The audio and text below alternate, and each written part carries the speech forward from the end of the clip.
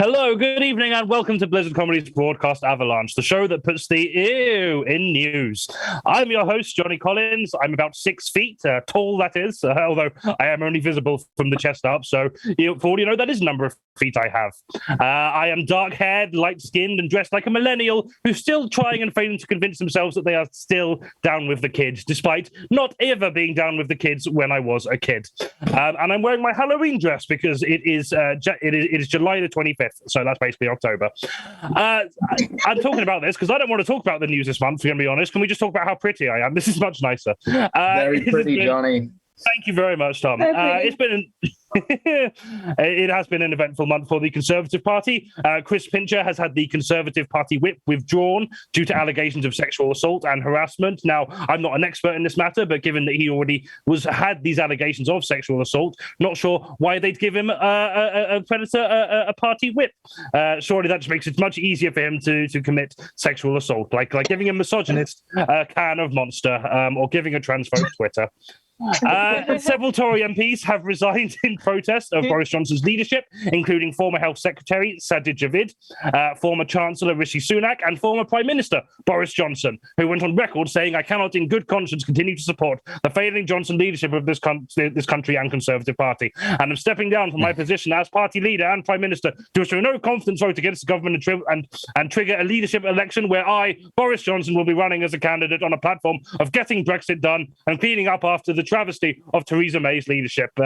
Wait, what year is this? The final two candidates are Rishi Sunak and Liz Truss, which means we're either going to have the very first non-white British Prime Minister or the third woman British Prime Minister. But either way, it's guaranteed that whoever wins, we are going to have the second ever Boris Johnson Prime Minister by September. In other news, wild bison have been reintroduced into the UK for the first time in thousands of years, partly in an attempt to improve local ecology, but mostly because Jacob Rees-Mogg claims to have gotten bored of shooting foxes and orphans. See, what happened there is I nearly said homeless people, and then apparently decided, no, orphans is better. But orphans are always funny. I've seen that. I don't know what that says about me. Real life Quidditch. Myself, I'll give you my orphan card. You're allowed. I'm allowed to shoot orphans because Katie said so. Right, thanks. Real life Quidditch leagues have officially changed the sport's name to quadball to distance themselves from J.K. Rowling in the wake of her horrific transphobia. I actually think Quidditch or quadball is a pretty good sport for trans people to play because, after all, running around a pitch hindered by an annoying piece of wood between your legs and trying to hurl your balls through as many that are required to get anywhere in the sport and trying to catch a tiny elusive object before someone else snatches it away from you is about a perfect metaphor for the trans femme experience as it is possible to get. That's my favorite one. I'm never topping that. In happier news, Elon Musk's SpaceX Starship rocket has exploded and caught fire as a perfect metaphor for Elon Musk's life this month. Twitter are actually pursuing legal action to enforce the Musk takeover in the wake of him attempting to pull out, although if the number of children he has is anything to go by, I don't think Twitter have anything to worry about as his pull-out game is clearly very weak. And finally, an inquiry into whether the government could have handled the COVID-19 pandemic better launched earlier this month. I'm so glad we're spending vast amounts of public money to determine whether the government that refused to act until past breaking point, encouraged the public to just enact survival of the fittest and get sick so the weak can die off, put the welfare of the economy above the lives of its citizens, and then didn't even stimulate the economy as they pissed up finances on PPE that was never delivered from a Tory donor who had never made PPE before in their lives, undermine their own rules by partying, and getting pissed in close quarters while the general public left loved ones to die alone with no funeral, and discontinued free testing to make figures look better by default, and still managed to skyrocket the country to some of the highest COVID numbers in the world. Could have handled this global crisis better. We don't need it. Just give me 50p right now and I'll tell you the answer. Not only could we have handled COVID-19 better, the only way I can think of we could have handled it worse is if Boris Johnson decided every day to spit in everyone's mouths in the country after he was first diagnosed with COVID. And if we end up with Prime Minister Liz Truss, I'm not convinced she won't try that if she ever catches monkeypox. Nobody wants that. But you know who I would want to spit in my mouth if appropriate safety checks and consent was established? Our team captain. Please welcome our glorious team captains, Katie Mitchell and Tom B. Hello. On Katie's team tonight, we have a Titan of the Nottingham Circuit, Cameron Sinclair-Harris, and a person who only knew they were doing the show 45 minutes ago, Eddie French. Hello. And on Tom's team, we have the equally sexy Ross Ballinger and sexy beyond mere mortal comprehension, sorry everyone else, it's Tony Wright. Does everyone know? Yep, we agree. Next. No, Tony's sexiest, I get it. Not going to argue. Well, thank you all for being observant. Well, hello, welcome back to the show. Katie, I feel like I've not seen you in ages. How are you doing, my friend? Good. Being a goth in the summer sucks, but I am alive. I'm wearing velvet and I'm dying. How are you? I'm doing all right. You already started describing your appearance there, but I'm just going to formally ask you to do you want to describe what you look like for the pleasure of anyone who is tuning into the show but is either unable or just unwilling to look at us? So I am one of those goths. My hair is too big. It's kind of backcombed Edward Scissorhandsy kind of style.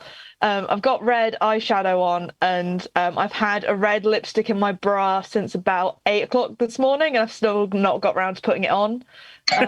So that's just there. And I'm wearing a black velvet dress because I'm having to dress up a lot because I've started a new retail job, and in order to let me have my hair, everyone else is in jeans and a t-shirt, and I'm having to look really, really smart in order to get away with having the hair of a maniac. Build up those points. What's it, like, dress code points? I'm just in office wear and stupid hair, and it's a trade-off. I don't know a head office thing, but the manager's you got smart casual. That's how that works. Yeah. Loose definition of casual, but the body, like the body of an office worker, and like pulling the head off a Barbie, but just like a Barbie and just putting it on. That's the look I'm going for. You have achieved that look. I love it. Wonderful. Thank you very much for coming on the show. I can't remember when you last did our show. It feels like ages ago, but it can't have been that long ago. You've done some this year, I'm sure. But I mean, mind you, the last 2 months have felt simultaneously like 12 years and also 5 minutes. So time is irrelevant. I put your link tree and your podcast in the chat, the one with Leslie Ewing-Burgess, who was on the show last month. There are no more episodes of that in production at the minute, but there is a fantastic backlog of episodes that you should check out if you haven't already. And you're going to be in Edinburgh in a few days, aren't you? Tell us about your show. So yeah, it's from the 19th to the 28th, so I've got a little bit of a breather yet. I can't believe it's actually happening, because Edinburgh 2020 was supposed to be my first Fringe, and then 21 was going to be my first Fringe, and now third time lucky, touching all of the wood. I'm actually going to do it at midday at the Counting House attic. I keep on getting confused between the loft and the attic because those are the same thing, but different. They are the same places. thing.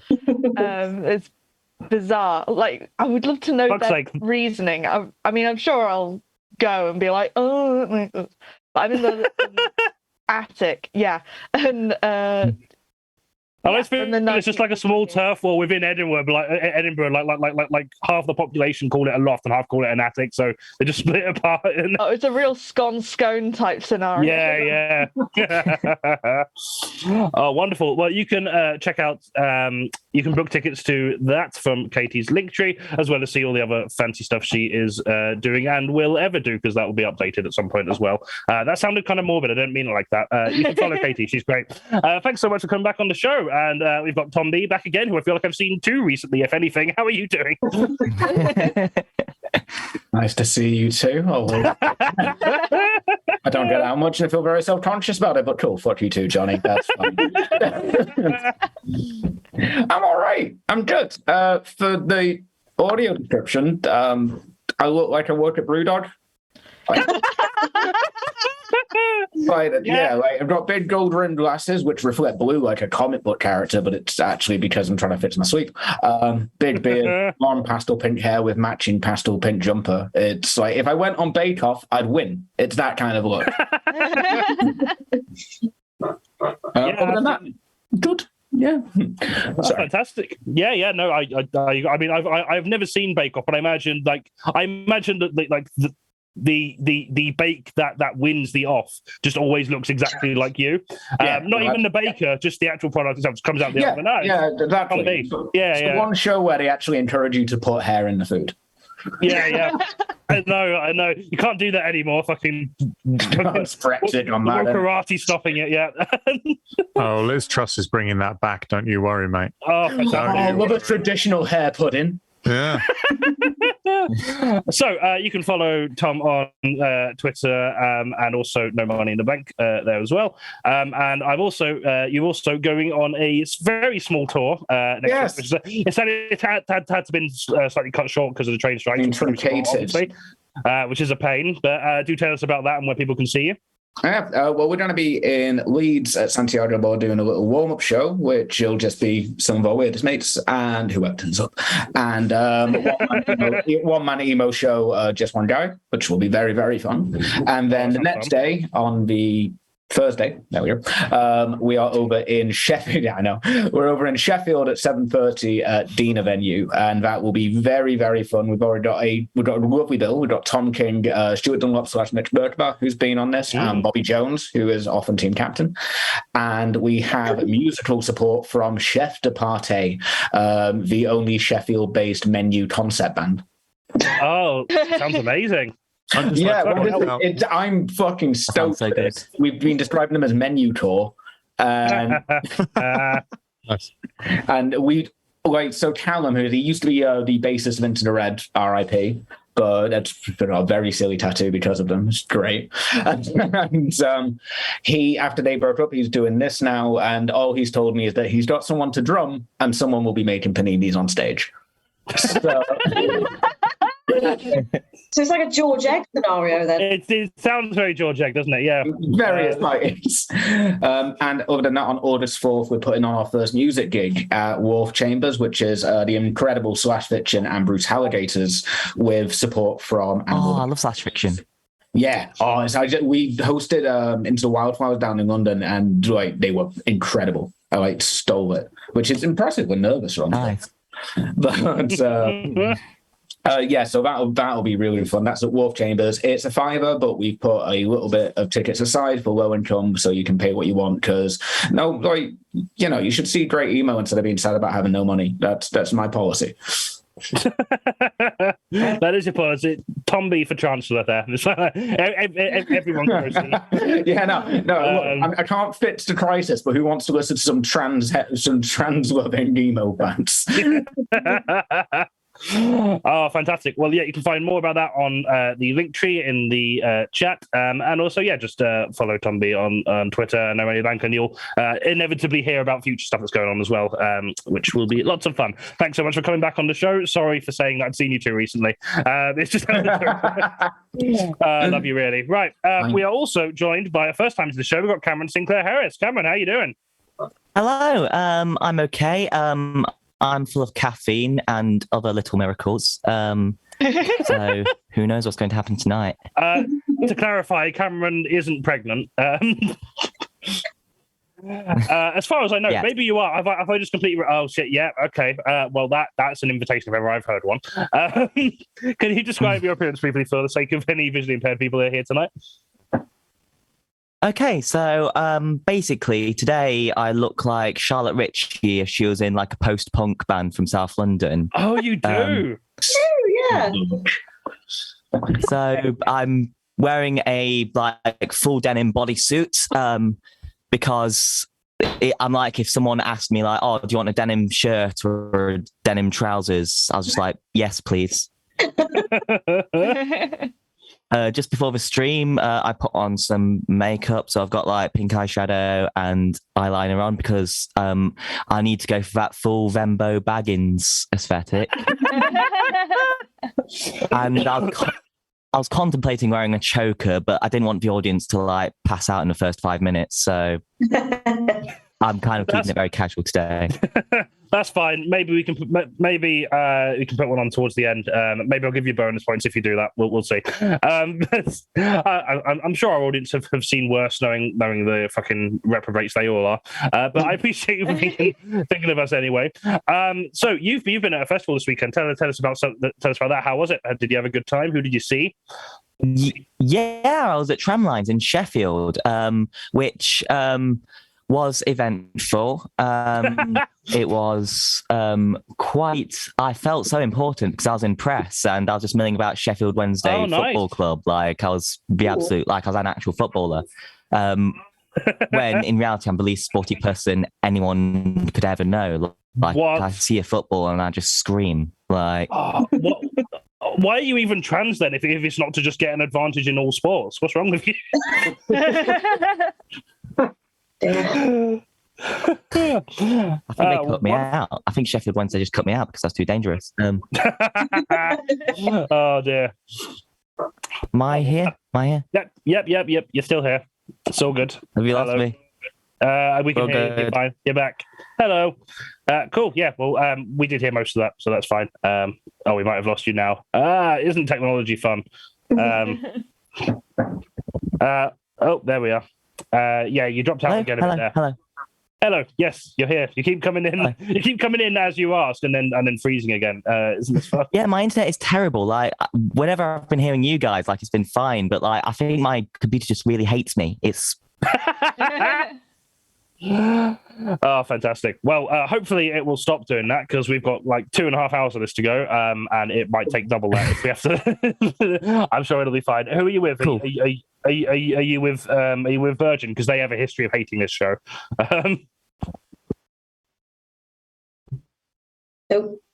Nope. I'm with BT, which stands BT, for Big Trash, apparently. Big Trash. It does. Well, thank you so much for coming on the show. We'll introduce our other guests. Cameron's socials are in the Twitch chat. Go follow them on Twitter and Instagram. And we've also got Ros Ballinger coming back for the first time in like 1.5 years. How are you doing, Ros? Hello, I'm good. I'd forgotten entirely what the news was 1.5 years ago. Very different, it turns out. Yeah, it was. Quite a lot has happened in the intervening 18 months, both personally and globally. Yeah, it fucking has. It is exhausting. I edited together a best of compilation of the last year of these streams, and it was just I was looking at the early episodes going, I don't remember any of this that happened. I feel like I like if I didn't know that I got that from the news, I would have been like, I've just wrote all this that happened. I'm just Black Mirroring this entire thing. But to be fair, I feel that about last month's news as well as the beginning of this month's news. So it's all the same. Would you like to describe your appearance for the sake of the audience? Yes, I am wearing a white short sleeve shirt. I have a nose piercing. I am, as is always the case, I am sweating because I am the sweatiest person I've ever known. You're the anti-Prince Andrew. It's often been said about me. We all aspire to be such. Yeah. Okay, to the point where I get a bit self-conscious that people might think I have COVID because I always look feverish. Like, no, just sweating. This is my state of being. Yeah, pretty much. In the words of, actually, no, I won't quote that person. And I was about to quote a comedian's line then, but oh no, that comedian's in trouble, so I'm gonna. I'll tell you in the break. And I have big curly hair and huge curly hair. And I've done life modelling quite a few times before, and I always enjoy when I'm sort of focused off in the distance in quite a long sort of 20-minute pose or something. And at a certain point towards the end of the session, you start to hear people's pencils get very loud and make continuous noises. And every time that happens, yep, they have reached the hair. It's a sense of what my hair is like.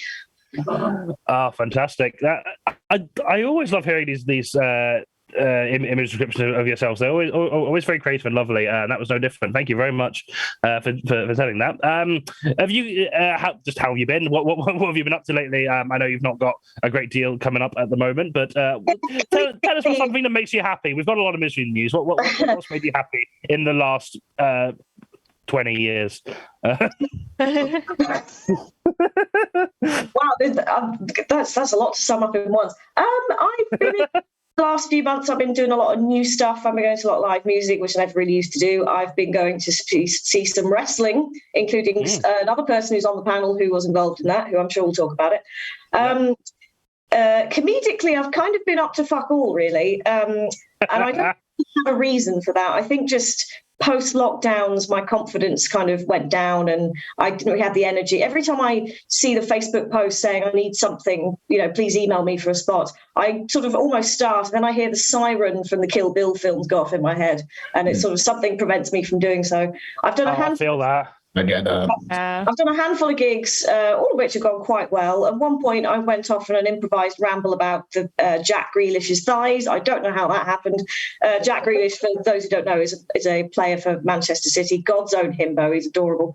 I don't really know what I'm doing with comedy, and I'm a little bit insecure about it. I was at a gig yesterday, and somebody very well-meaningly said, so have you given it up now? And I went into a bit of a shame spiral. Oh, shit. Doing bits here and there, including with you lovely people and stuff in and around Manchester. And I'd like to maybe build some... I'm writing at the moment. I'm doing some writing. So I hope to do a bit more soon. But yeah, I've just been arsing around generally. Fantastic. Best way to spend your time, really. But yeah, you're obviously always, thank you so much for coming on the show. You're always welcome back. With us at any capacity, we all love you here. More 3193 it says hi, Roz, or specifically O/Roz, which I think is meant to be a wave. Oh god, I'm a real boomer, aren't I? Just like describing emojis. There's a little colon, and then there's a bracket. I don't know what that means. But yeah, he sends his love. So wonderful. Thanks so much for coming on the show. Very excited to do the rest of the show. But we've got two more people to introduce who are also brilliant. We've got the wonderful Eddie French, who very gracefully stepped in last minute. Eddie, how are you doing? I'm very well, thank you. You? Good. Now, you were here last month, but in case there's any people here who weren't there last month, do you want to describe your appearance for the sake of everyone? Sure. I am white, but I take no joy in it. My hair is short and dark. My eyeliner applied inexpertly. My clothes are leopard print and black, so I'm very much your aunt on her second hen night. That's my aesthetic. Oh, fantastic. Absolutely nailed it. So Let's have some Prosecco at girls. Are you on a Prosecco tonight? I'm not. July 25th. It's basically Halloween. Get on it. Yes, you're right. And Prosecco is the spookiest of the drinks, but no, I'm settling for the second spookiest of just some water. Absinthe is very spooky. I'm very fortunate. Absinthe is quite spooky. Yes, I once had black absinthe. I don't know if that's a thing or if it was just tampered. I've had brown absinthe. Oh, okay. In that case, I think mine was just bad brown absinthe. Mine wasn't good. It was pretty impressive because a friend of mine was drinking it as well, but we were sort of. It was in a bar called Nueva Visions in Madrid. I'm not even sure it had a license, but it was a wonderful place. And we're all taking a shot and swallowing it. That's key. And then going, hey, because the language barrier was that amongst like 9 different nationalities, the only thing we understood was swallowing booze and going, hey. My friend had got a bit out of sync, so she just flung it in her mouth, went, hey, and then tried to swallow nothing but because it was this weird black sticky booze, the following morning she looked like an axe victim. There's these sort of black lines trailing down either side, like this sort of murdered ventriloquist dummy. It was remarkable. And that's why I drink water these days. Understandable. Very much underlined it for me, yeah. I was about to ask you what you've been up to since last month, but I feel like you've already covered that. Oh, that wasn't this last month. This was a long time ago when I was young and beautiful. Right. While I've been old and beautiful, I a few stand-up gigs, few improv gigs. Got some of those coming up. Not too much coming up over August, which is a shame, but I'll just start suffering and write that symphony, I suppose. Absolutely, please do, and please do send Expect a that symphony in September. Fantastic. Well, can't wait to hear it. You can follow Eddie on we've got the link tree in the chat, which I think has some details of some gigs they've got coming up, as well as there's all sorts in there.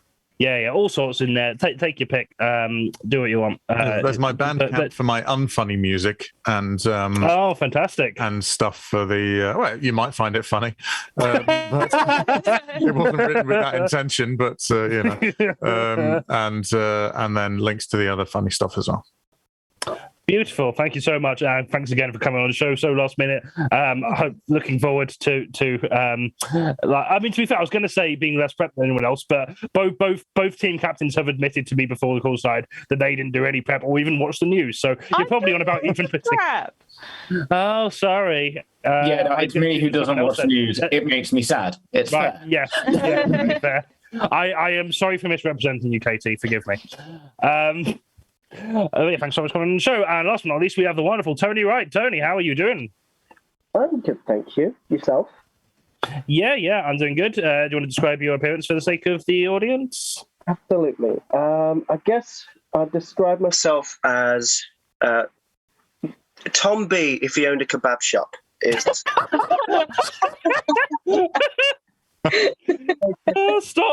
Stop the stream there. That's the best joke we've ever Same shirt and everything. Yeah, maybe today I'll debut my new catchphrase. Do you want salad, boss? Just to put it, I've got sort of fair brown skin, brown t-shirt, just to confuse, and then black beard and a very fried blonde ponytail. That's me. Absolutely beautiful. You can see why I said he was the sexiest one here. Wonderful. Now you've been up because to, if there's one thing sexier than Tom B, it's Tom B with kebabs. It is exactly. Yeah. What was that? So you're a bit muffled there. Just said Tom B with some halloumi. That's all. Tom B with. I mean, halloumi does make everything sexier. This is true. I guess not to vegans because it is still cheese. I forget that because I've started trying to eat more veggie, but then I forget that veggie and vegan aren't the same thing. Whenever people are like, oh, what like vegan foods do you recommend? I'll just say halloumi and be like, wait, no, that is still cheese. It's just slightly different. Halloumi, the veal's nice. Have you tried veal? That's... Now, Tony, you did one of your last stand-up gigs with us in April, and you've been on to bigger and better things. Do tell us about what you've been up to since mostly retiring from comedy. This is still a comedy show, just in case anyone was worried. So I've kind of left stand-up on an undetermined hiatus. Did some final gigs. Yeah, the Blizzard one was great. And then I did a couple of my own. But now, I'm in wrestling. I fight people in the show kind. I've been really enjoying it so far. Like, I'm very new, to the scene, but people have sort of taken to me very quickly, and it's really quite cool. I feel like obviously people that go to comedy love comedy, but there's something about the wrestling shows where you know that everyone there is they're there to be a part of it, you know. So it's been really nice. I don't really know how to. Yeah, sounds it. Yeah, I guess I do you get wrestling hecklers at all? Is that a thing that happens? I was one of them. You were one of them. Ross was one of them, and then Chris Brooker and. Obviously Buzznet, yeah.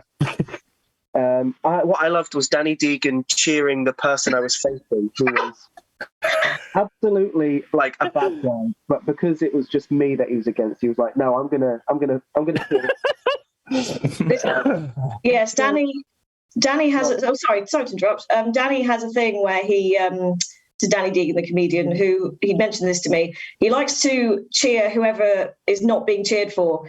So he was automatically against you, Tony, because everyone else there loved you. But this got turned on its head when was it Big T, your opponent at the last one? Big T. Is that his name? Big T, yeah. So at one point, I think you had Big T in a headlock or something, and Danny yelled, "I still love you, Big T," and without missing a beat, Big T just yelled back, "Oh, fuck off." So, Danny is now on your side again. That was specifically a moment where I had to just carry on without trying to laugh, because this was not just a normal wrestling match. In the story, this was blood feud. We built this for months, and then that moment almost killed the entire story. I'll tell him that. He was very annoyed, so I'll tell him that. And Was Danny Deegan the Starbucks cup on the table in Game of Thrones? It just brought everyone out of it for a moment. Single ruinous instance. Oh, wonderful! And isn't that you have finally launched your podcast with Tony Basnett? Speaking of him, links are in the chat. Do tell us a bit about what that's all about for anyone unfamiliar. Yeah, in the words of Lizzo, it's about damn time. Years on this idea, but we finally released a cult comedy pod. Basically, true crime podcast. But we focus on like a new cult every week, different story of a cult. I don't know anything about them, but Tony has all the story and the facts. So he tells me the story, and we both just sort of chat about it and have a laugh. And it's gone really well so far. Feedback has been great. Really, really proud of it. We've got like 10 episodes already out. So if people want to check it out, that'd be great. Yeah, we release every week, and it's really, really been a highlight of my time, I guess. Of just like your time being alive. Yeah.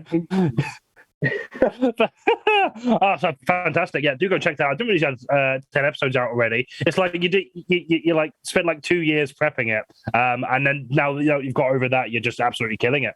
Wonderful. Yeah, do go give that a listen. Not now, we haven't finished, but do go mark that to listen to later. Both of them are very lovely men. And yeah, it's a really fun concept. So do go check that out as soon as you have free time, whenever that might be. I don't know. I don't know your daily lives. I'm not your wife. So thanks very much for coming on the show, Tony. And we are going to crack on with the show. Did you just because I said I'm not your wife? I did. Oh no. Dream dies. You live in a house with your girlfriend. Right, but not you. I sleep in a race car. Fucking brilliant. Okay, yes, we were meant to start the actual show like 8 minutes ago. So we're going to crack on with the show. Our first round is called Fake News. This game involves testing our team's knack for discerning lies from truth. For example, which of these statements is false? I love you all equally, and I want to move into a big house together where we live off-grid in a communist utopia full of gay sex and communism. Or, I don't want to do that thing I just said. There we are. It's that easy. But instead of having to predict my own sick fantasies, the teams will be trying to spot the fake news story in a selection of 3 news stories. We're going to start with Katie's team.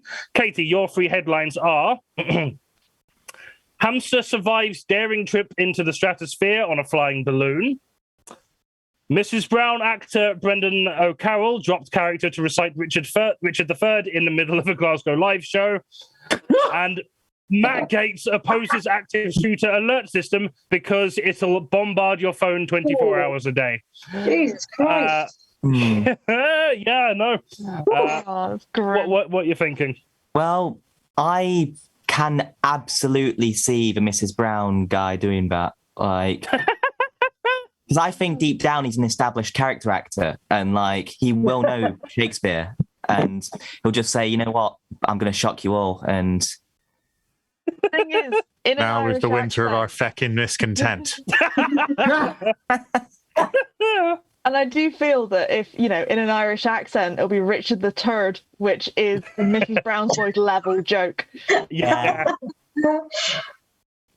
I think not to get too real for a second, but I think I have seen the Matt Gates.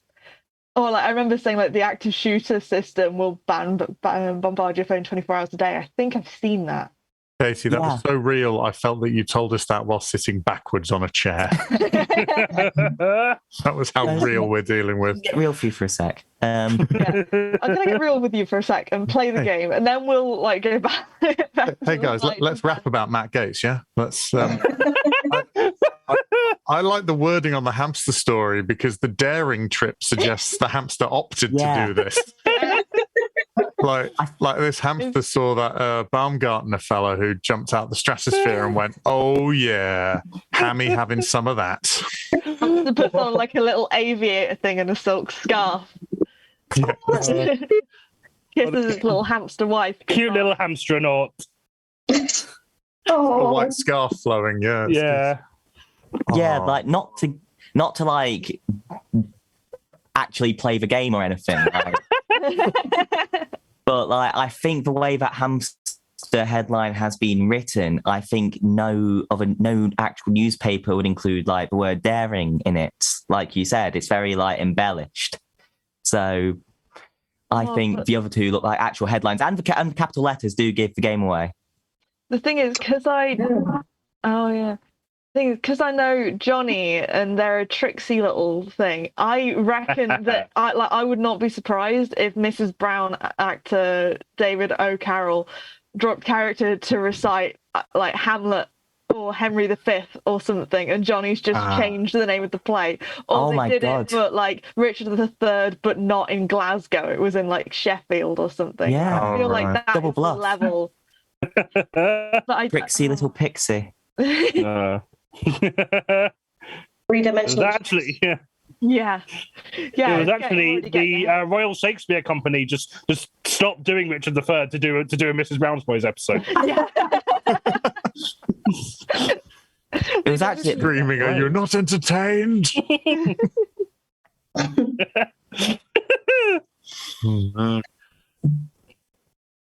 I feel what are you thinking? Well, I seem to recall that Al Murray put in a Shakespeare, I think it might have been Hamlet, in one of his shows because he was a little bit annoyed that people thought that he sort of made it all up as he went along, and he wanted to prove that he'd spent some time writing it and learning it and stuff. So he put in something that he had to learn by heart. He couldn't just, so I don't know if that was potentially inspiration. Andy Murray. Andy Murray, the pub landlord. Drops your rackets. He's retired. Times are hard. To be honest, he wouldn't be the first sportsman who retired and decided, "I'm going to be a governor now." That's fair enough, isn't it? Yeah. So what are we thinking? I don't know because... but I think, like you said, the Mrs. Brown thing could be a double bluff. I think the Matt Gates one is 100% real. I believe you. It's the sort of thing that people who think that, anyone who does get shot in an active shooter, is just someone who failed to prepare rather than anything else. That kind of attitude means that they'll give any excuse to not support something that looks like it's trying to help. So I don't know. I think the hamster one is true. Maybe, but that. I mean, the thing is that the hamster would have had to have got onto that balloon by accident. Otherwise, it's like it's an animal cruelty. It's like an animal cruelty story, and most people would be like, "Sick yobbo teens terrorize hamster with the sky" or something. I am like really on annoying vegan Twitter, so I probably would have heard about it. We'll go for the hamster is a lie. Hamster. You saying hamster is a lie? You are incorrect. The hamster one is true. It was Mrs. Brown that was a lie. Bastard. Yeah. I use different publications for the headlines, so the way they font them is that's a word. Font them. The way they font them is just all over the place, which is handy because font Leroy them. Yeah, which is handy because I'm all over the place when I'm writing them, so now it's less obvious. So I'm glad you didn't get that one, just because it helps my technique. But yes, a hamster did survive a balloon flight of 14 miles altitude, and is in good health after being safely recovered from the sea, which technically basically means that that balloon and hamster is a better spacecraft than SpaceX's latest rocket test, which only reached 6.2 miles up in the sky. And yet, Matt Gaetz did oppose an active shooter alert system because he was worried about how spammy it would be given how frequent active shooter occurrences are in the States. It's almost as if this is a sign that there should be more gun regulations rather than that the app shouldn't be developed. But what do I know? I've never owned a gun, and I've only lived through 7 mass shootings in a country that has strict gun laws. Clearly, that's on me for not having the experience. But no, Brendan O'Carroll did not recite Richard III during a live show, although a fight did break out at the Mrs. Brown's Boy show in Glasgow. And for all I know, maybe that is because he didn't do Richard III while I'm there.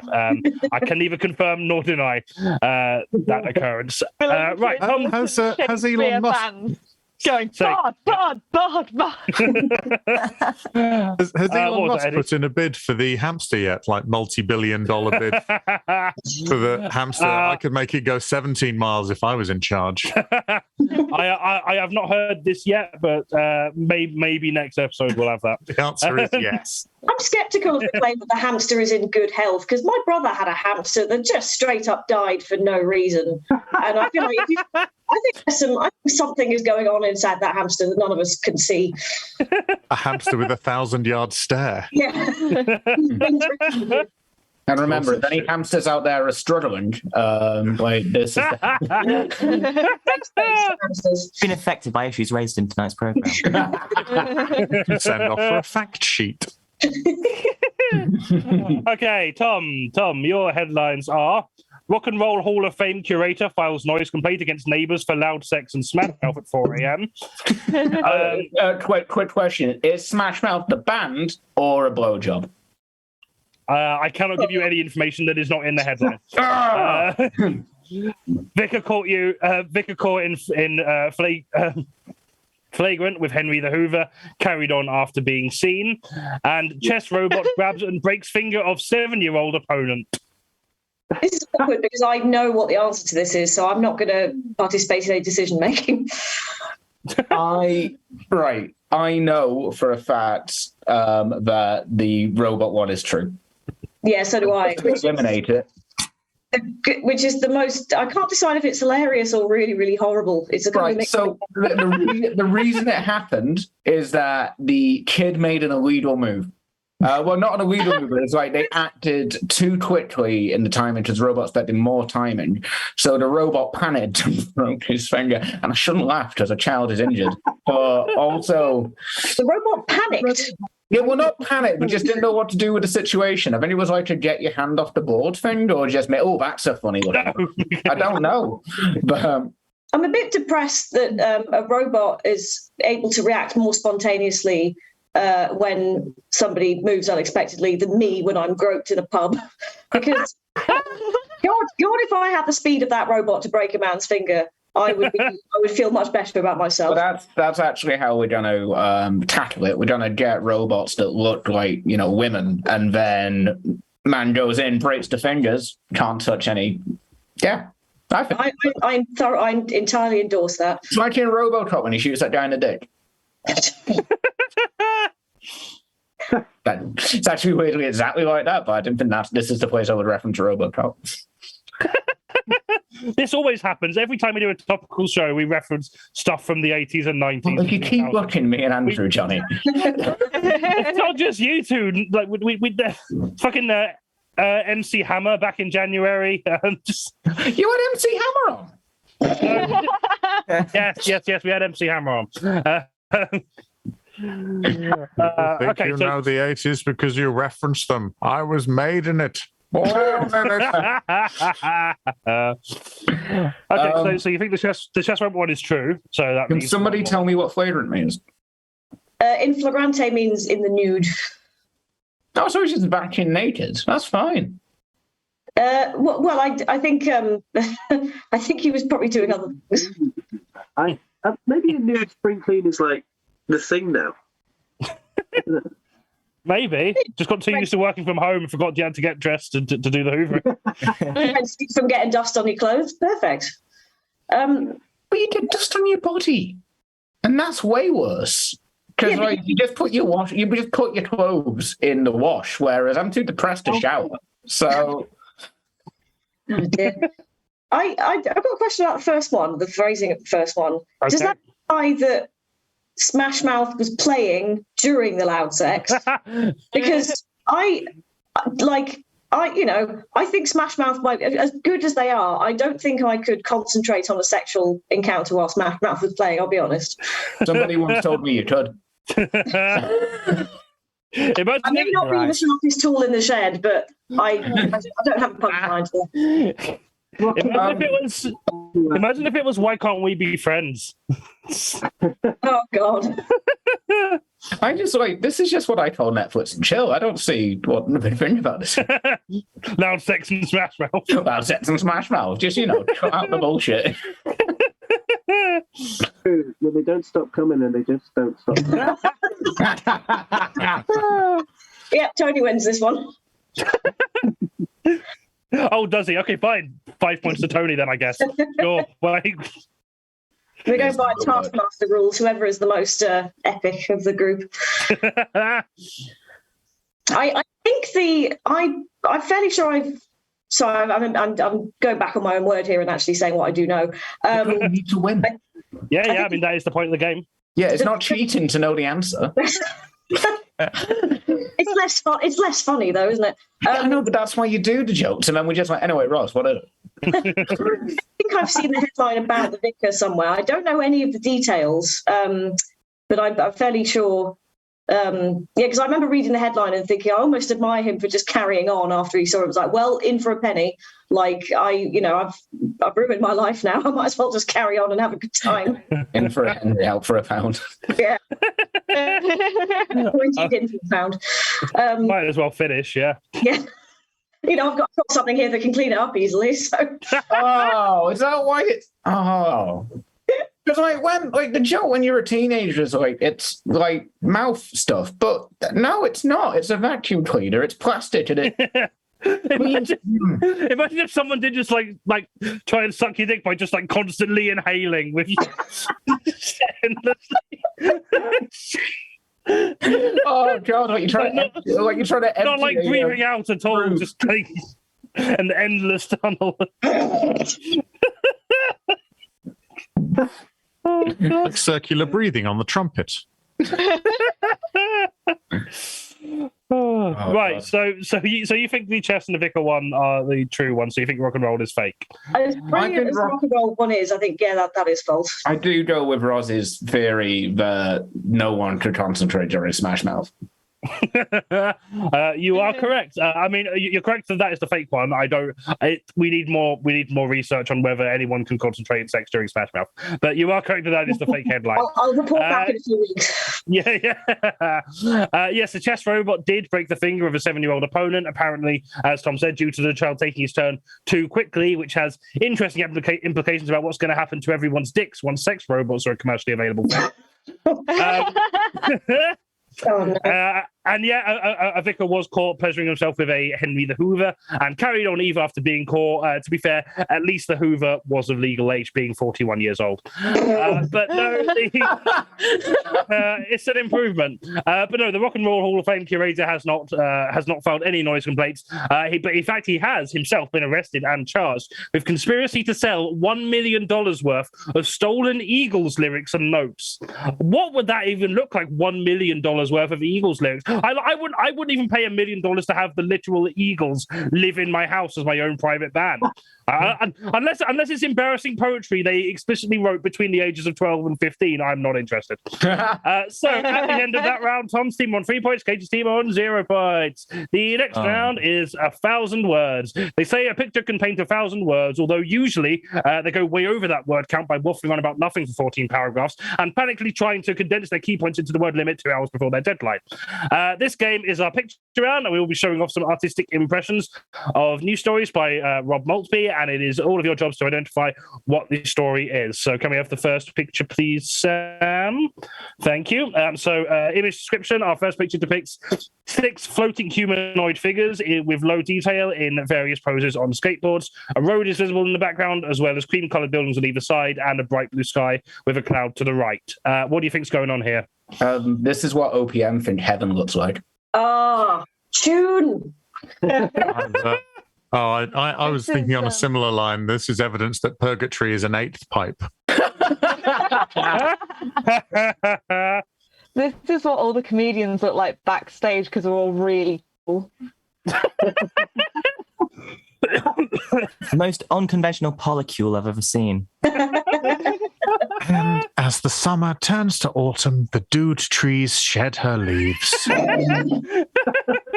So it's like a mural painted by a very over-eager youth worker. It's like Quentin Blake illustrated the Tony Hawk biography. Oh, I'd pay $1 million for that. Keck staff night out. Thoughts on camera. Explosion at a radical factory. This looks like the cover of a 1990s textbook on how to skateboard. This is Jackass 5. One of them will definitely die in this one. I think he might be the one in midair who doesn't have a skateboard, who's just fall Johnny off the ground. It looks like one, WikiHow, like it's underneath something like number 5, accepting your death. Number 6, be rad. Number 7, possibly be the Silver Surfer in yellow shorts. Do we have to say what's happening in the picture, what it's depicting? Yeah. So the picture is related to a news story. You've got to say what the news story is. Is it CEX staff are finally free? It's a good answer, but no, they are still trapped. I had COVID last week and then decided to use my COVID time to do my taxes, forgetting that COVID gives you brain fog. So I'm going to give the answer of, is this what my brain was doing when I was trying to work out my expenses? I mean, I can't disprove that, so I guess I have to give you a point for that. Hey! Is this how they're going back? Is this how they're going to settle the Tory leadership debate? Fucking Jacob response. Liz Truss troll. Liz Truss doing some sick moves. That'd be the one thing that might make her a palatable human being. Really going to work as a joke. Yeah. I mean, to be fair. Oh, go on. My initial thought was, it's Matt Hancock's leadership campaign, but that only works really if you know that he had a weird quote about parkour a few years ago. He was promoting it as healthy exercise and used the fantastic quote, "It's a great way to get to know your body."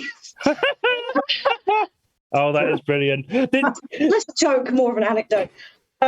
Is it a Tony Hawk related thing? It's not Tony Hawk related, but just on the Conservative Party note, I think that would be quite an interesting showcase of the leadership candidates to see how well they can perform 180s. It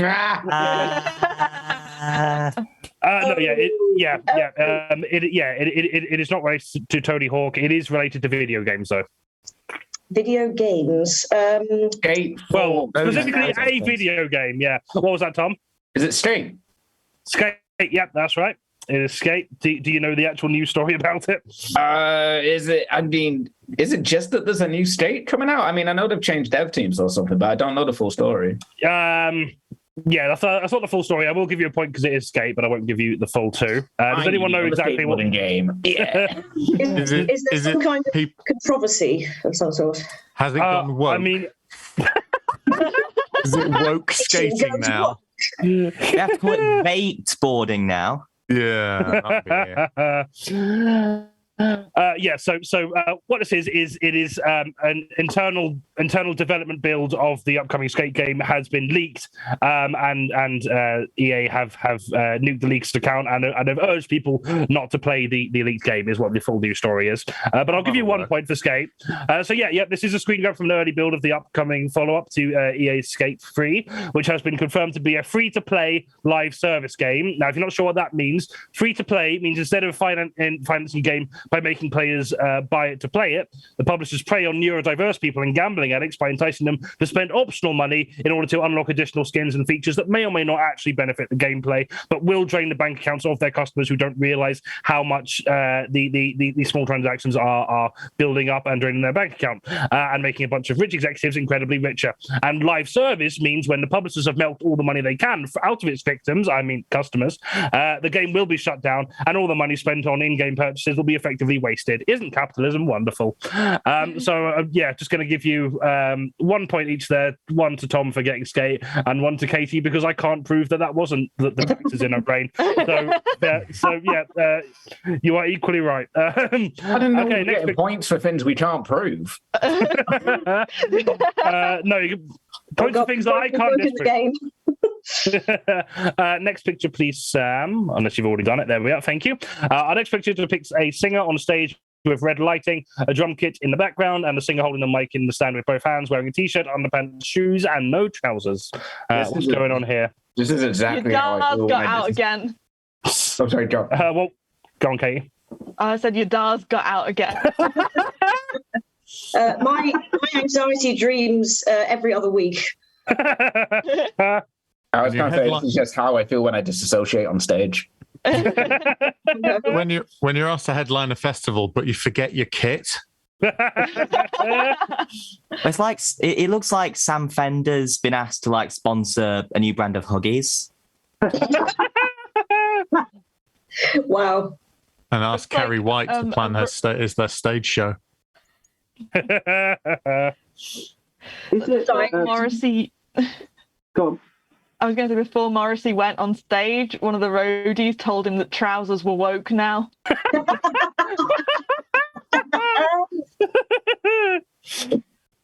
Tony, what were you going to say?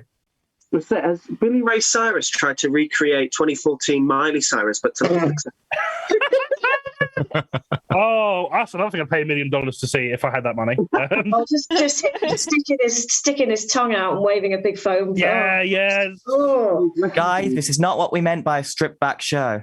Every time Johnny says if I had $1 million, I do think it's like the worst Bare Naked Ladies cover. I mean, buy your trousers. I mean, have you heard the Bare Naked Ladies version? The Bare Naked Ladies, you know I do. I know, which should be evidence enough that it's bad. That's not how it works. We have a lot of music in common. We both like sad trumpets. Yeah, but I have never said my music taste is good. That's fair. Okay, I'll give you that. I think I know the answer to this. Okay, go on. Go on, Katie. I just want to say I really like how the drums are drawn. Like, it's very minimal, but it's very I like that. Yeah, I really like it. Yeah, those things where it's drums, and then you look at it and it's some squiggles, but it's drums. Yeah, it also looks little bit like the Disney Mickey Mouse emblem. So now I'm worried we're going to get a takedown. So I think it looks like when toxic masculinity prevents you from bearing your soul, but says nothing about your legs. Is this Will Young stripping down to his catch on stage during a heatwave? That is exactly what it is. Yep, correct. Of course, that's 2 points for that. Of course, that's the one you know. Yes, absolutely. Will Young. Will Young being played by Liam Pigford there. No. That's going to mean nothing to most of our audience. We've never had that was just one for the comedians there. But it means the world to me. Yes, this is Liam Pickford on this one day. Ring him now. I'll see if he's free. Yes, this is Will Young performing at Cue the Music Festival, who has stripped off his pleather trousers due to the immense heat wave occurring at the time. It's debatable whether this act made the atmosphere more or less hot than it was before, but this is exclusively how I want to perform all of my stand-up sets from now on. In fact, I've actually not been wearing pants this entire time. Isn't this free? So another couple points to Tom there, and I'm going to give a couple of bonus points for some of those gags as well. I can't remember what they were, but I did write who they were for. So bonus points for Katie, Eddie, and Tom for at least one of the gags you did. Don't remember which one, but they were good. Can I just say on the subject of comedians with no clothes on, which is not... I know which way to start a sentence. I saw Gary Starr's new show the other day. I've not seen him few years. He's an Australian guy who does these sort of very in-your-face, like theatrical, like audience participation stuff. And I've seen him 3 times, and he's got naked in every single show, to the point where it sort of becomes a running joke. And it becomes a running joke. At a certain point, I've seen his genitals more than some sexual partners I've had, which is very funny. And I was in the front row as well, good Lord. Unintentionally, that was not my choice. And I had a friend who couldn't make it, who I've seen him with before, and he texted me the next day, and the only thing he texted me was, "So how much of him did you see?" God bless Gary Starr for having literally the sheer balls to just get it all out in a very warm theatre in the King's Arms. He I don't know why, but on the Will Young thing, I don't know why he would wear pleather on that day in the first place. No, it was a bad idea. Than the troops for doing that. God bless you, boys. Veteran. The new Harry Styles. Right, so at the end of that round, Katie's team are on 3 points and Tom's team are on 7 points. We're going to have a break from our structured entertainment now and chat about some bullshit for the next 10 minutes. Oh, in fact, actually, we have some fan fiction from our very own Safi, which I'll read in a moment. I'm going to go get a drink first, but we'll read some of that out during the break. I will contextualize that fully in a bit for anyone who wasn't here last month. But if you are enjoying the show so far, please do consider throwing some money our way so we can continue to put on these great streams, live shows, and other things that I'll tenuously describe as content. You can do this by donating to our PayPal, subscribing to us on Patreon, throwing us some cheers or some subs on Twitch, and also buying merch from our Big Cartel site. I'll put the links in the Twitch chat now. Right. Andrew Taylor just said, imagine seeing a comedian naked. I see myself naked fairly frequently, to be fair.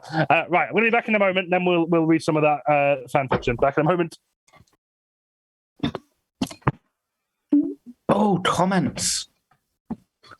Very pretty. I assume that's about me. Gorgeous. Assume that's about me. Somebody's put Roz auditioning for Tory leader there, and I don't know what they're referring to. Right, is the implication in the comments that Roz looks like a Tory? Because that's a horrible thing to say. That's like a Tory, but I would no Tory has a nose piercing. Absolutely not. No. Yet.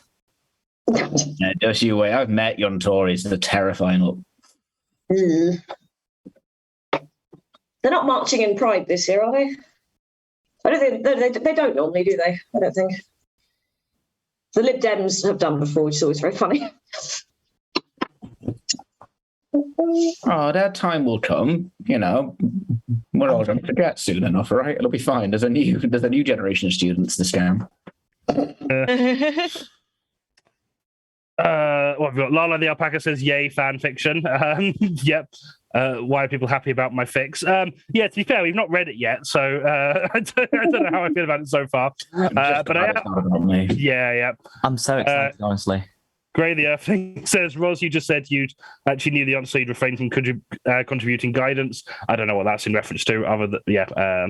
I was referred to as it's a long story. Fair enough, that's fine. I will inevitably get it when I watch the VOD back when I'm editing. Happy Tom P is here for my Thomas the Tank Engine one, though. Yeah, absolutely. Were you on last month, Tom? I can't remember. Probably. Yes. Yeah, is this about Eddie French's very, very sexy Mike Lynch? Yes. That was here. It did wonders for me. Yeah. So for those of you who weren't here, one of the rounds last month, we were talking about the rail strikes. Two of the characters we had Eddie French as Mick Lynch and Bobby Jones as Thomas the Tank Engine, and there was incredible amounts of sexual attention between the two. So Safi has written some fan fiction about Thomas the Tank Engine and Mick Lynch. So just general content warning. I don't know how graphic this is going to get, but if that description sets you off, maybe mute us for 5 minutes and then come back.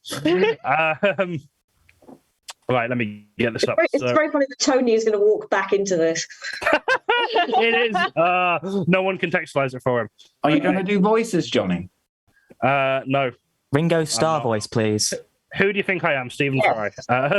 No, I mean, if someone wants to read out in a voice, I will send it to you. But I am not good at voice. If someone wants to do a Ringo Starr voice, I will happily pass over the reins for someone else to read it out.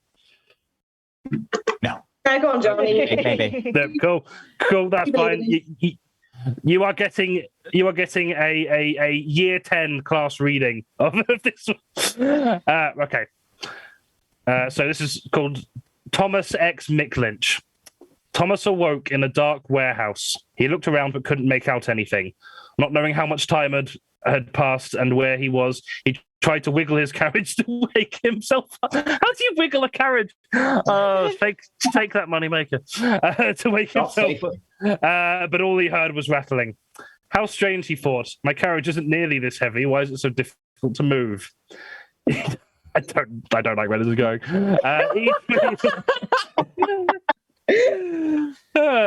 Each wheel had a chain weaving through him. It'd almost be enjoyable if it wasn't so ominous. That's why I want to describe every sexual encounter from now on. He tried to yell for help, but all that came out was a muffled scream. What's in my mouth? Thomas thought. I need to get back to my friends. Percy will get mad if I'm not at our latest meeting. The strikes weren't going well, so where are we going to organise to build up morale? Mick Lynch growled as he spoke. Thomas, you've escaped for the last time. Thomas mumbled, trying to speak through his restraints. It's funny.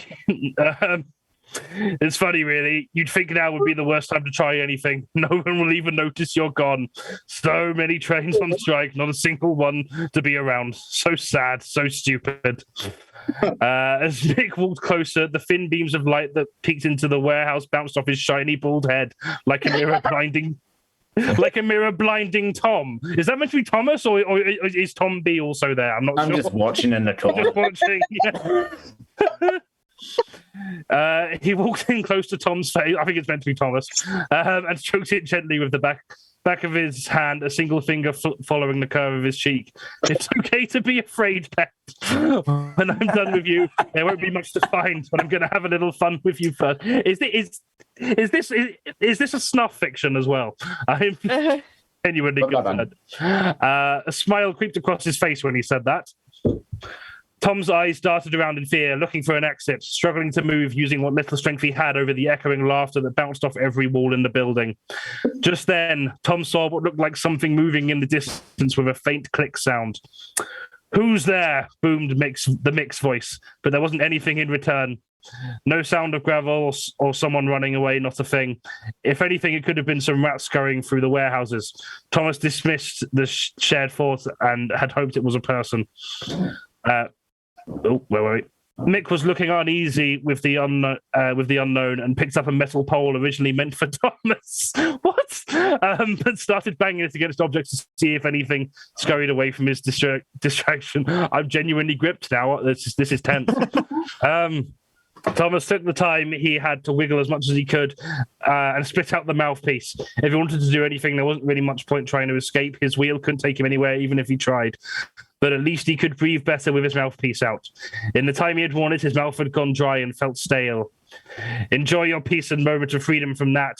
A creepy face appeared right next to Thomas.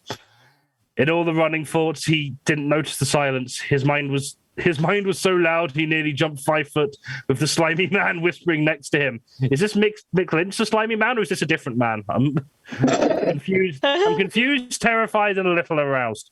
Murdoch's not in it, is he? Oh, I hope not.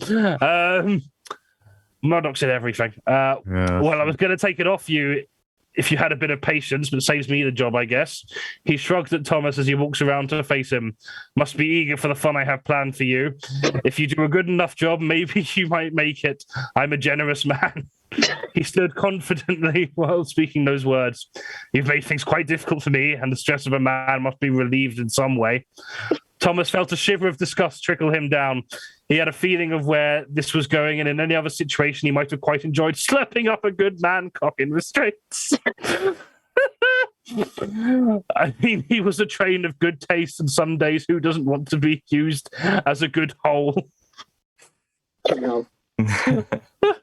I'd like to thank Sapphire for reminding me that I am indeed somewhere on the asexual spectrum. Thank you.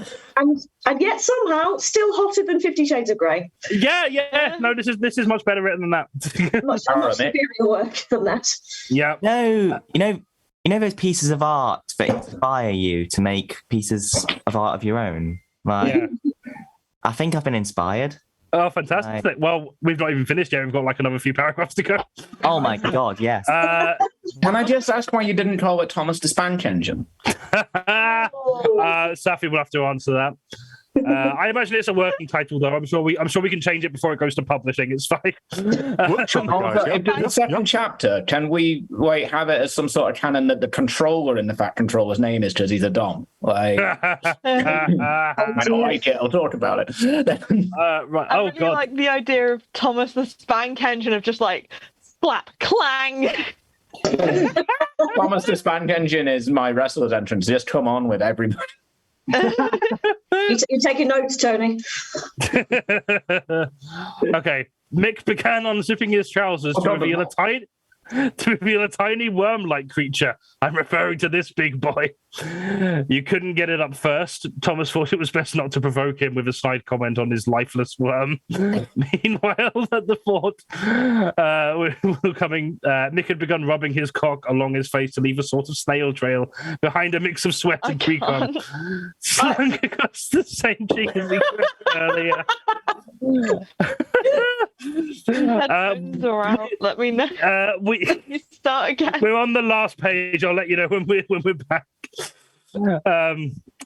Thomas' moisture had returned to his mouth, and as Thomas was about to say something, he was abruptly cut off as the slimy thing was shoved into his mouth. His silence was taken as agreement by Mick and firmly told the engine to begin sucking. Thomas sucked onto the limp dick as Mick let out little moans. Why are you not getting hard for Thomas? This is horrible. Really if a vicar can get hard for Henry, Mick should be able to get hard for... making the cock grow in size and become erect. Oh, there we are. Here it is. You were just jumping the gun.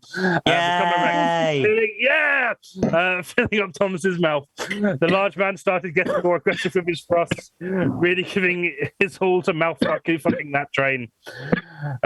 The train service in this one was a fucking beaut, he thought to himself. I might have to keep this one just to royally fuck it over and over again. I wonder if he'd even be usable after this. If I broke him down and build him up again, he might be more obedient, but no matter what, after this, I could always buy myself another one to plane with. What else would a rich white man such as myself do? Is Nicholas that rich? I don't think he is. Reunion. Yeah.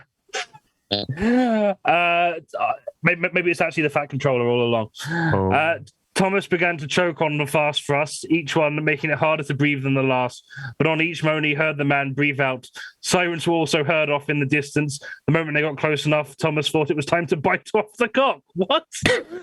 I'm out. I'm muting until Jimmy have signal. 1, 2, 3, chomp. Mick fell to the floor, yowling like a cat. The warehouse door loudly crashed open at the entry. Thomas heard the police officer shout, "This is the last time you fuck the trains, Mick." For fuck's sake, I can still hear it in the other room. Oh, I want that tattooed. He was promptly arrested and never fucked over trains again. At least that's how it should end. The incident was reported by a young photographer that happened to be on site that day. Their name was ... the end. Oh, cliffhanger. Oh my God, a cliffhanger. Wow. Okay. Can we tag the Arts Council, like, so we can get I think we should. About 10 years since you started talking. Can someone let Katie know that we're done? I'll put a thing in the group chat. 1, 2, 3, chomp, thoughts, Thomas. Oh, fucking hell. Lynch. Can you imagine if someone else stumbled upon this? Oh, it's a nice comedy. Oh, I'll check it out. Oh, it's a story about me. Oh, I can guarantee this is the one my mum was watching. I felt a sense of pride when Mick Lynch finally got erect for Thomas, you know. Like, you know, when you watch a Marvel film and then, like, something like Doctor Strange comes out the portal and everyone cheers, like... Yeah. That's how you felt, yeah? Yeah. Well, it was really going into the portal. But... When the apparently defeated hero finally actually gets up and says, "No, it's not over." Yeah. Good. Yeah, I watched them all. I like the predictability. We're on like phase 5 now. I've not even properly started phase 4. I thought I was catching up, but I've not seen them since. I could swear Endgame was only released 2 minutes ago. Why are there like 20 others? I probably fell off after Endgame. Like, I don't even know what. No. Like, you could say, like, you could point to any film and be like, oh, that's a Marvel film, and I'd believe you. Like, yeah, I haven't seen the newest Spider-Man, so I haven't seen anything that's been released since then, because even though I know you don't have to watch them in order this time around, I kind of feel I should. Yeah. Well, I think Katie took the fanfic quite badly. Oh, dear. Just going to jump.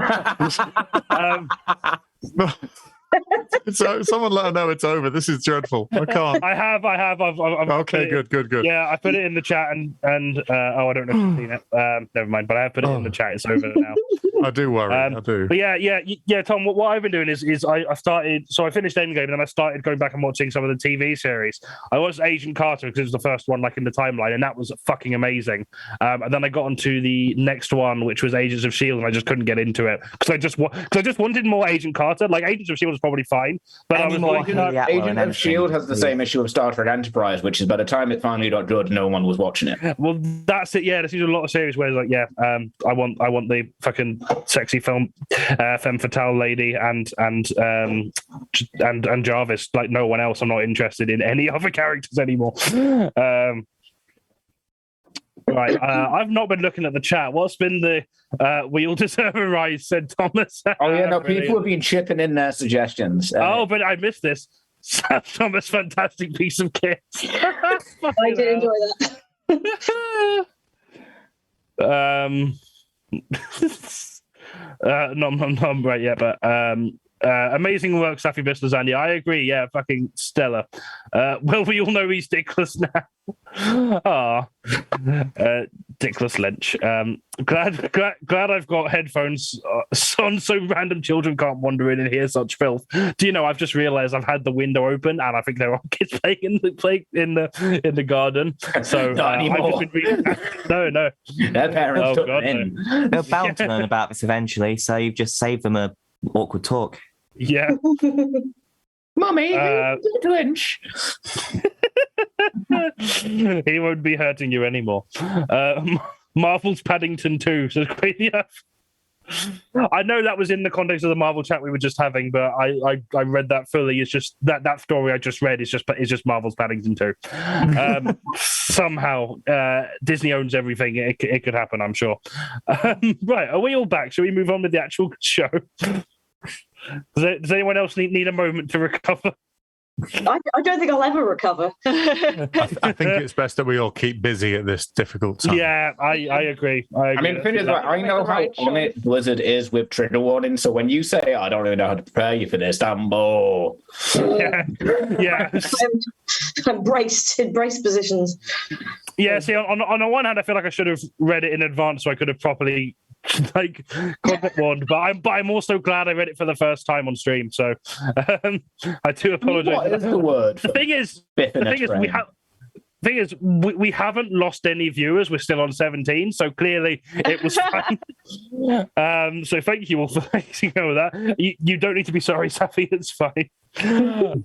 Wonderful. Okay, yeah, let's move on with the show.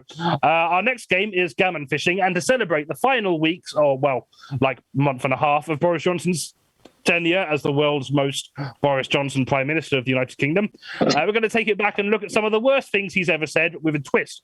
We're going to change all the nouns so that his sentences will make even less sense than they did previously. See if you can translate what on earth Boris Johnson was about, and bonus points if you manage to do so without crying at the state of politics. We've got 6 today. We might not get through all of them, but we're going to alternate between teams and just see how long we can go on for. So we're going to start with Katie's team. Katie, your first quote is, "The whole thorax is unbelievable. As I write these workings, Gordon Brown is still holed up in Downing's stride. He is like some illegal sexuality in the Sinai Desperado. Latitude himself to the radius, or like David Brent haunting the oil in that excruciating equilibrium when he regiments to acknowledge that he has been sacked.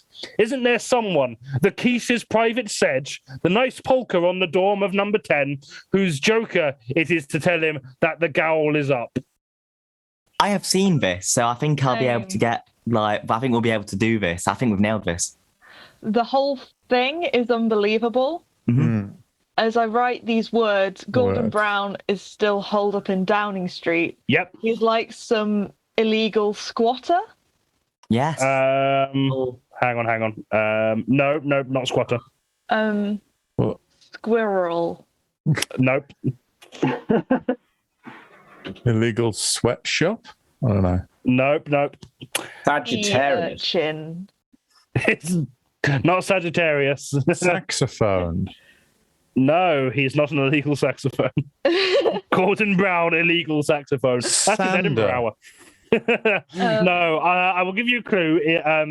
The first two letters are still SE. Servant? Not servant.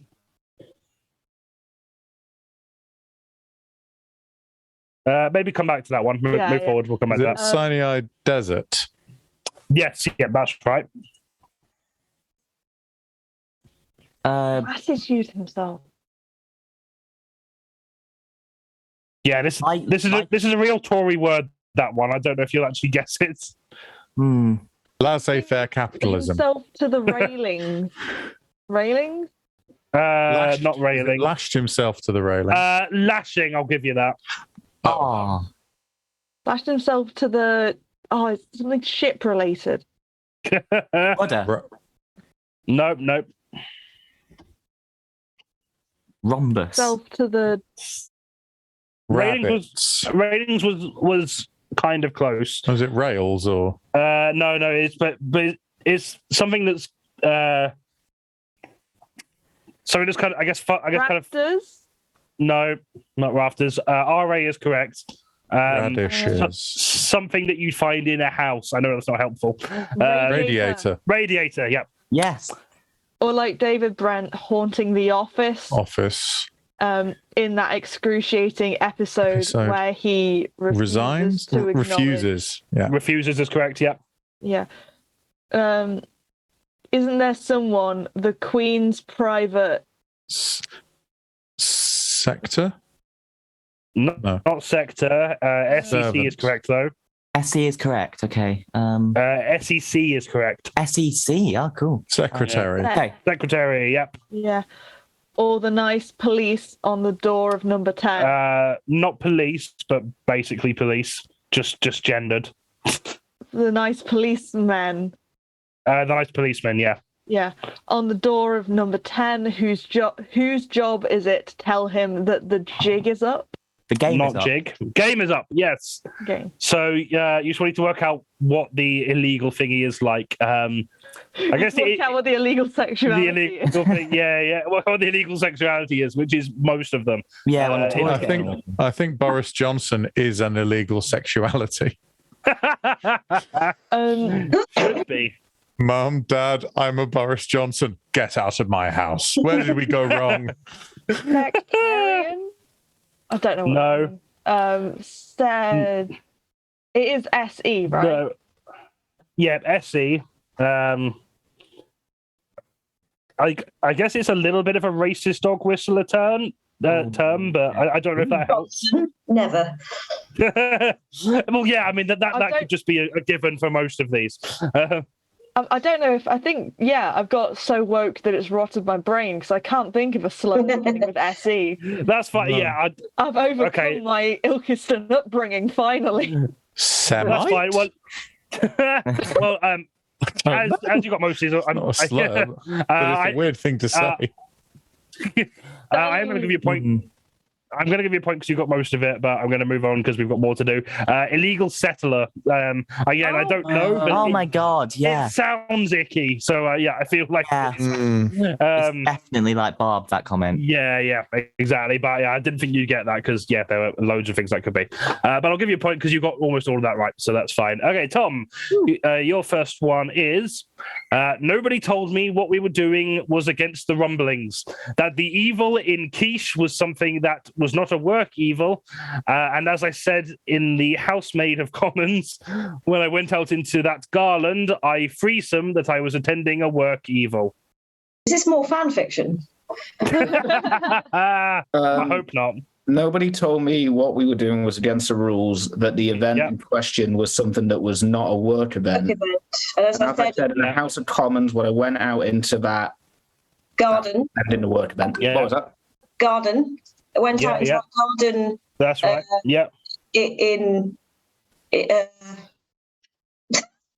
So I'm just stuck on the phrase Garland I threesome. That's a lot of fun. Garland I threesome. It's another way of saying friend of Dorothy. Yeah. Garland I threesome is a cracking anime, though. Garden something that I was attending a work event. I do like work. Is the I in? The I is just it's just I, but that's just how you write I, so that's why it's capitalized. You don't have to explain yourself, Johnny. I is I. That's fine. Don't know what to tell you. Okay, so if you can just get threesome, then we'll. I've already done, mate. Yeah. Into that garden, I thought that it was. Thoughts, yeah. There we go. That's the one. Fantastic. Sorry, I didn't mean to steamroll over anybody. It's just I never get these. Yeah. This is my moment. This is my time to shine. Beautiful. Okay, thanks very much. Yep. So that was so. The last one was obviously the 2010 article after Labour lost the election, and Gordon Brown was still in number 10, which is ironic now that Boris is doing basically the same thing. And this one was this was Boris Johnson saying that he wasn't aware that he was breaking any of the rules that he put in place during lockdown when attending the parties, which somehow wasn't enough to unseat him. It'll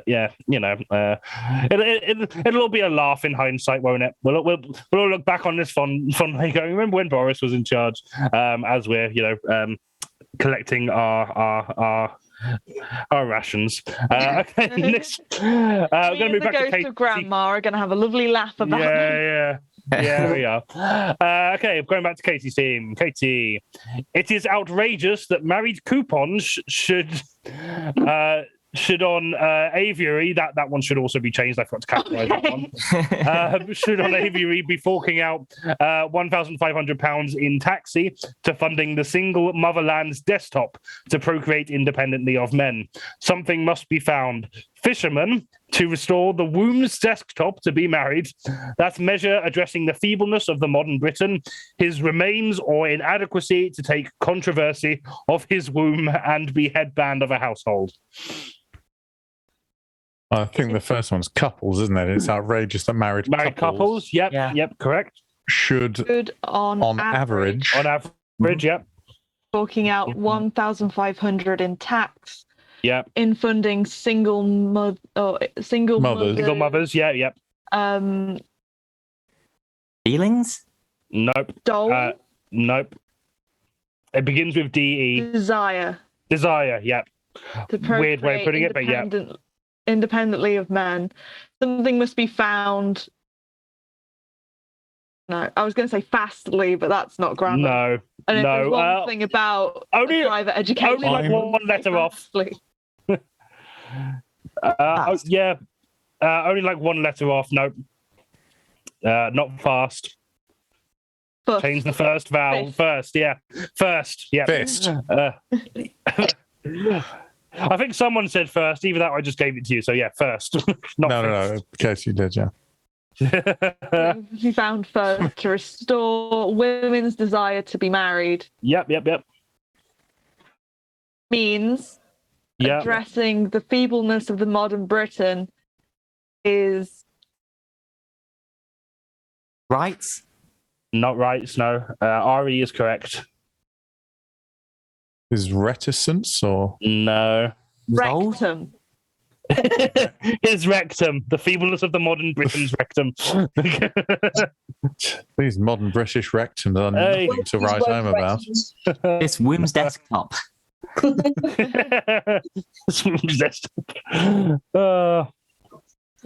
yeah, the you might struggle on these ones. Try and work out what controversy is that might help contextualize those two. Is inadequacy inability? Inadequacy is inability. Take control.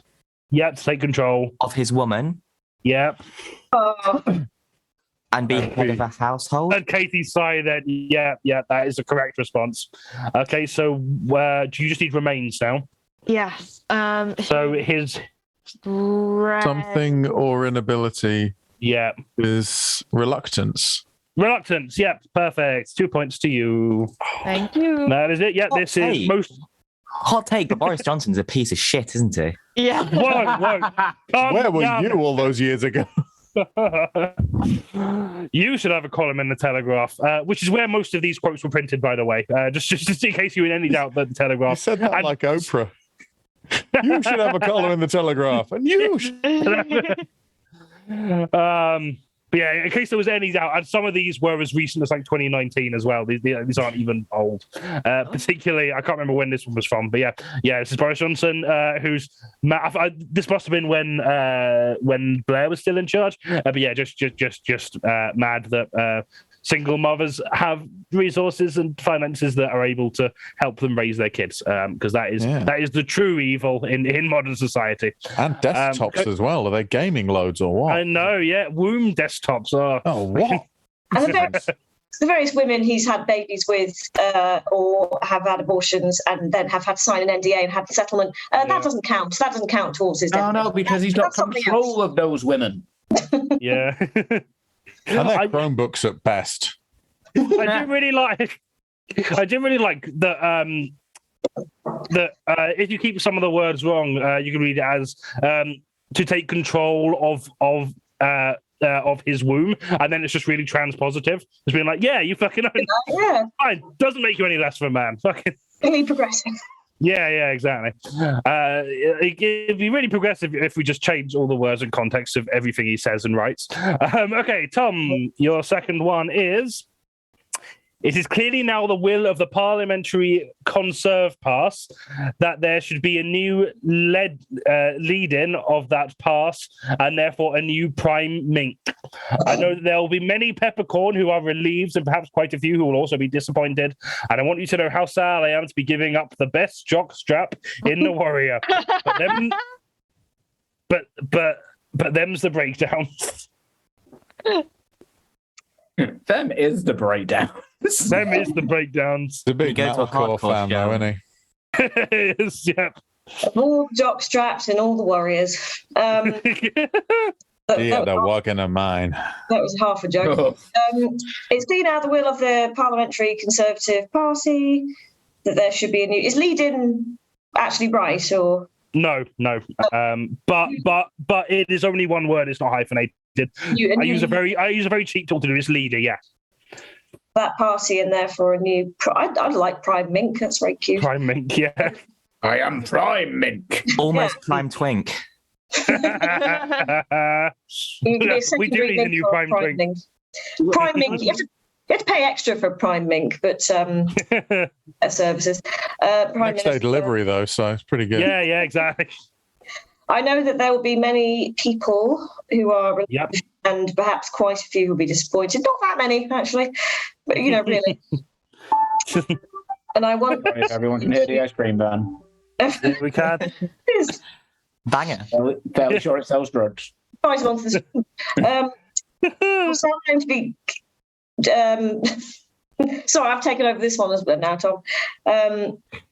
Giving up the best job in the world.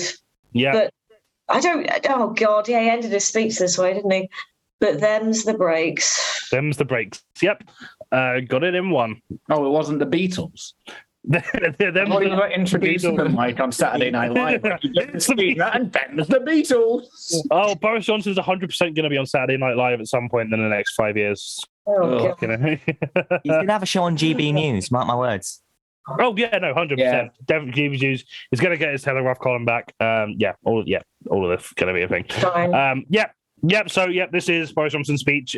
This is the most recent one, actually, on resigning but not resigning immediately from the leader of the Conservative Party and therefore Prime Minister. And that's just how he talks. So I'm so glad when we can get to the point where we never have to listen to him again, because I know that even though Trump lost the US election, he is still a threat and around, but not having to hear him talk like every other day on the news is still kind of worth it. don't forget that he's there and he's a threat, but we can stop paying him as much attention. Looking forward to it. Okay, I think we've got time for the last couple. So back to Katie's team for the last one. If a construct came to my MP's surprise with her facsimile obscured, I should feel fully entitled to ask her to remove it so that I could talk to her properly.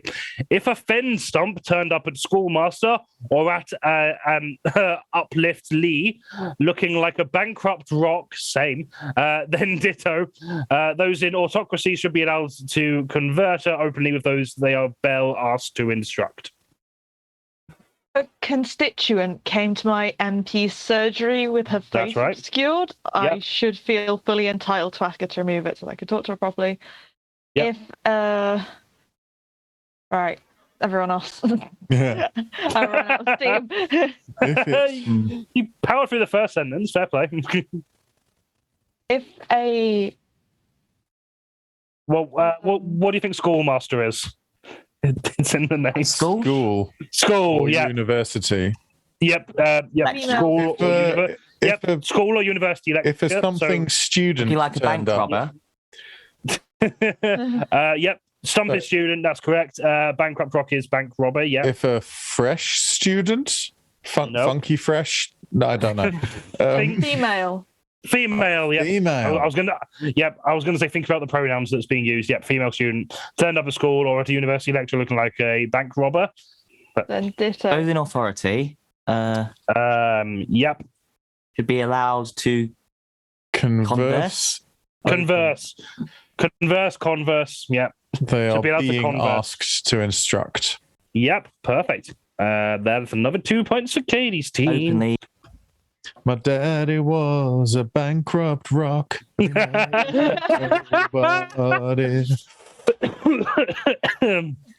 So this is. I had loads of quotes to choose of Boris Johnson being Islamophobic. This is the one. This is the one I ended up picking. But yeah, there was no shortage of that. Yeah, this is him on. Yeah, obviously.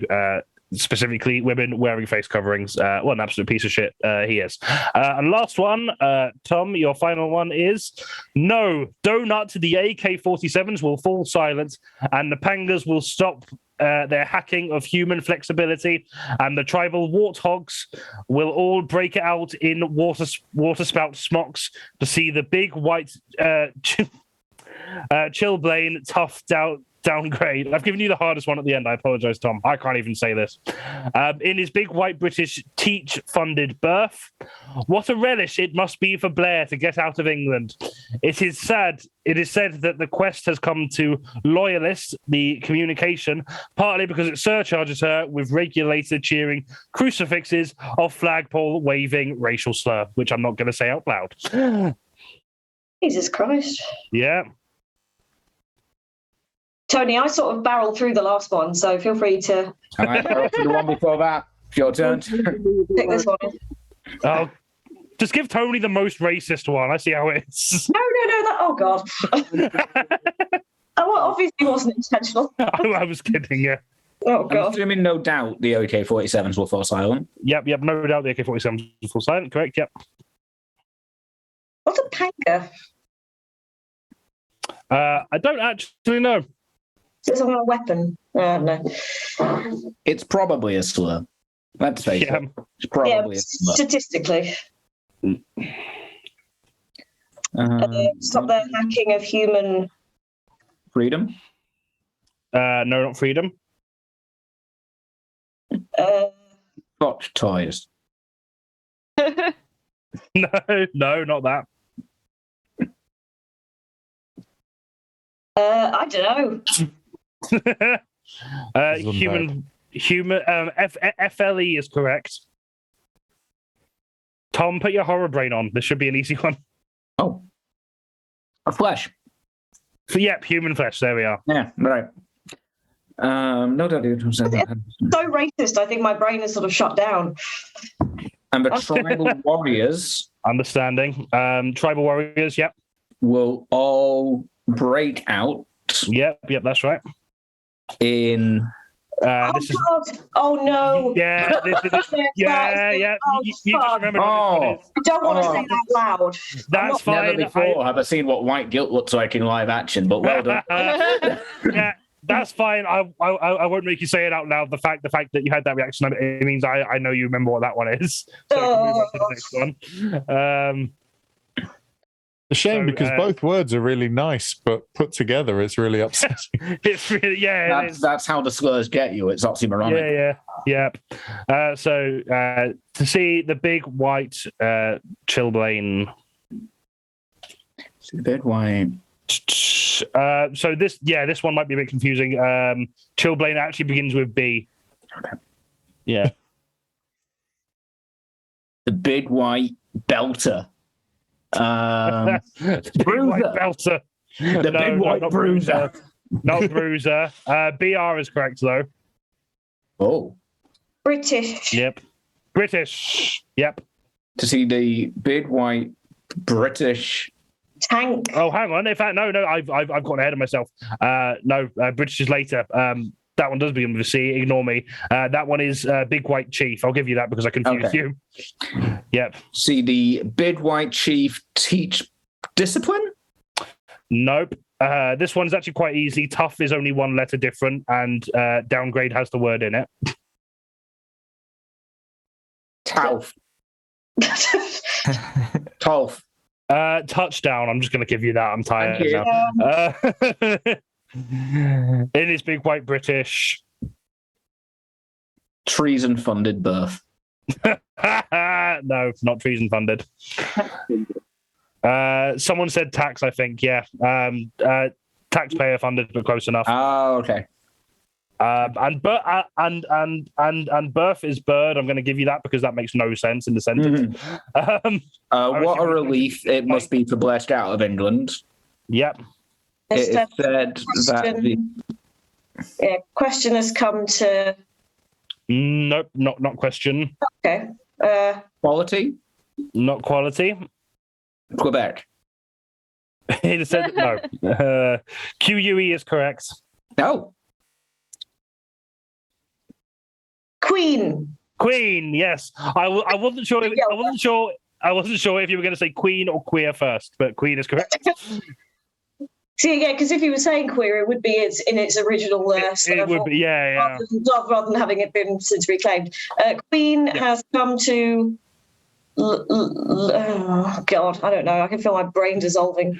That's fine. I'll be honest, it's just depressing. Yeah, it is. It's fine. It's the last one we can make for it. LO is correct. To let the conundrum see the puzzle. Love the Commonwealth. Yeah, correct. Just gonna give it to you. That's exactly what I said. Just Guinness was saying it. The Queen has come to love the Commonwealth partly because it surprises. Supplies, yeah, correct. Supplies her with regular cheering. Yeah. Crowds of flag waving. That's the one. Yeah, that's the one. I helped you a lot there. It's only 1 point, but I will give you. That's more than reasonable. That was really hard. Yeah, that's fine. Yep. So this is Boris Johnson on the Democratic Republic of Congo when Tony Blair visited it. No doubt the AK-47s will fall silent and the bangers will stop their hacking. Johnny, you don't have to read it all in full. I think we need to remember because Boris has got as convinced everyone, even the people who don't like him, that he's just a lovable buffoon. I think it's important to dig this stuff up and remind him that he is genuinely horrible and not just incompetent, despite the fact that's the only thing any politician. So obviously content warning for it. I mean, bit late for it now, but I do want to remind everyone that he's not just like a harmless, incompetent leader. He is genuinely super problematic and dangerous. No doubt the AK-47s will fall silent and the Pangas will stop their hacking of human flesh and the tribal warriors will all break out in watermelon smiles. Yeah, that feels awful. To see the Big White Chief touchdown in his big white British taxpayer-funded bird. What a relief it must be for Blair to get out of England. It is said that the Queen has come to love the Commonwealth, partly because it supplies her with regular cheering crowds of flag waving, racial slur. I'm not going to say. That was published in 2002 as well. So yeah, this is not like stuff from the 80s. This is like in like he was in politics at this point. Yeah, to take the edge off that, Kate McCabe the other day gave me a brilliant recipe for a watermelon mojito. So, fantastic! Just reclaiming it. There you go. Taking it back. Definitely don't call that cocktail watermelon smile. That will not translate. I absolutely will not. Wonderful though. Please do put that in chat. Interesting. Love to make that. That'd be a lot of fun. Yeah, we're going to move on from that one now. But thanks so much for sticking through that. Yeah, Boris Johnson. What a cunt. Hot take. So at the end of that round, both teams got 5 points. So Katie's on 8 points and Tom's on 12 points. Our next game is cancelled. A once in a lifetime opportunity for the malcontent left to actually do what the centre right think we do all the time and cancel the careers and existence of a person, place, thing, or abstract concept we've decided to have beef with now. Each of our guests get to nominate something or someone to be cancelled, and at the end you get to vote on which one of them we will cancel forever. You being the people in the chat, not the people on the panel. But if you're also in the chat, I can't stop you from voting, or I probably could, but I can't figure out how to. So yeah, this is not a democracy, but there's an illusion of it. Yeah, you get to vote on which one of them gets cancelled forever, or at least until next month when we'll inevitably do this all over again. Who should we start with? Let's start with Tony. Tony, who are you cancelling this month? I am going to nominate Albert Schloss. Okay. The person, the establishment, everything about it. I just want all things Albert Schloss just locked away for good. Completely wiped off the face of the earth. The people that go there included. I just think it's an awful establishment.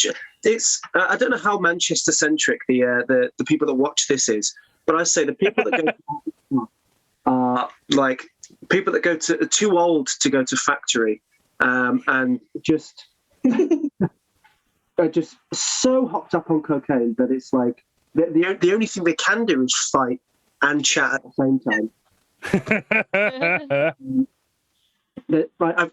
I was in there the other day for 3 minutes for a friend's birthday, and I saw 2 people get headbutted, and I just there's not really it's just pure, like, everything I feel about the place is just pure rage. So I want it gone. Understandable. I've already been in Albert Schloss once. I didn't buy anything, and I was very glad to leave. So I see where you're coming from. Fantastic. Thanks very much, Tony. Katie, who are you cancelling this month? And is it Safi for that fan fiction? I mean, people like what they like, but I kind of noped out very early. No, understandable. No, I am cancelling Coco Chanel. Because he's so I've got a new job, and it is in the retail sector, and there is much Coco Chanel around me in my section, and it fucking pisses me off each time because she's a Nazi and they've really wiped it clean. Like, I've read the biographies and stuff, and they were like, oh, she did loads of stuff until the late 1930s. Then she launched her line in the relaunched her line in the 1950s. Something happened in between then. And, like, she was on trial for war crimes. Why is there so much Coco Chanel? Like, she was in a relationship with a Nazi officer. And, oh my God. He was an SS officer. She moved in with him when they invaded Paris. She had an offer where in her Paris shop where SS officers got free perfume. When her boss did get convicted at Nuremberg, but then ended up getting liver cancer, and so he was allowed to die outside of prison, and she paid for his rent for like a luxury Swiss chalet for him. And everyone's like, oh, Coco Chanel, take one thing off before you go outside. I'm like, I don't want to take advice from this woman. She's a fucking fascist. and this just like I've got a book that I'm supposed to be selling, which is like The Wit and Wisdom of Coco Chanel, and I'm like, but Katie, like, but she's funny with it. I'm just really bags though, so you know. Yeah. She might have been tried for war crimes, but she looked stunning during it, so that's fine. I had to think when you were kids, though, because you'd be like, you know, in the playground, there'd be the Coco Chanel kids, there'd be the Mary Quant kids. And us Quanters were always seen as like the sort of loser ones, but, you know, fucking time's just shown that to be not the case, eh? I don't know which school you lot went to, but that's what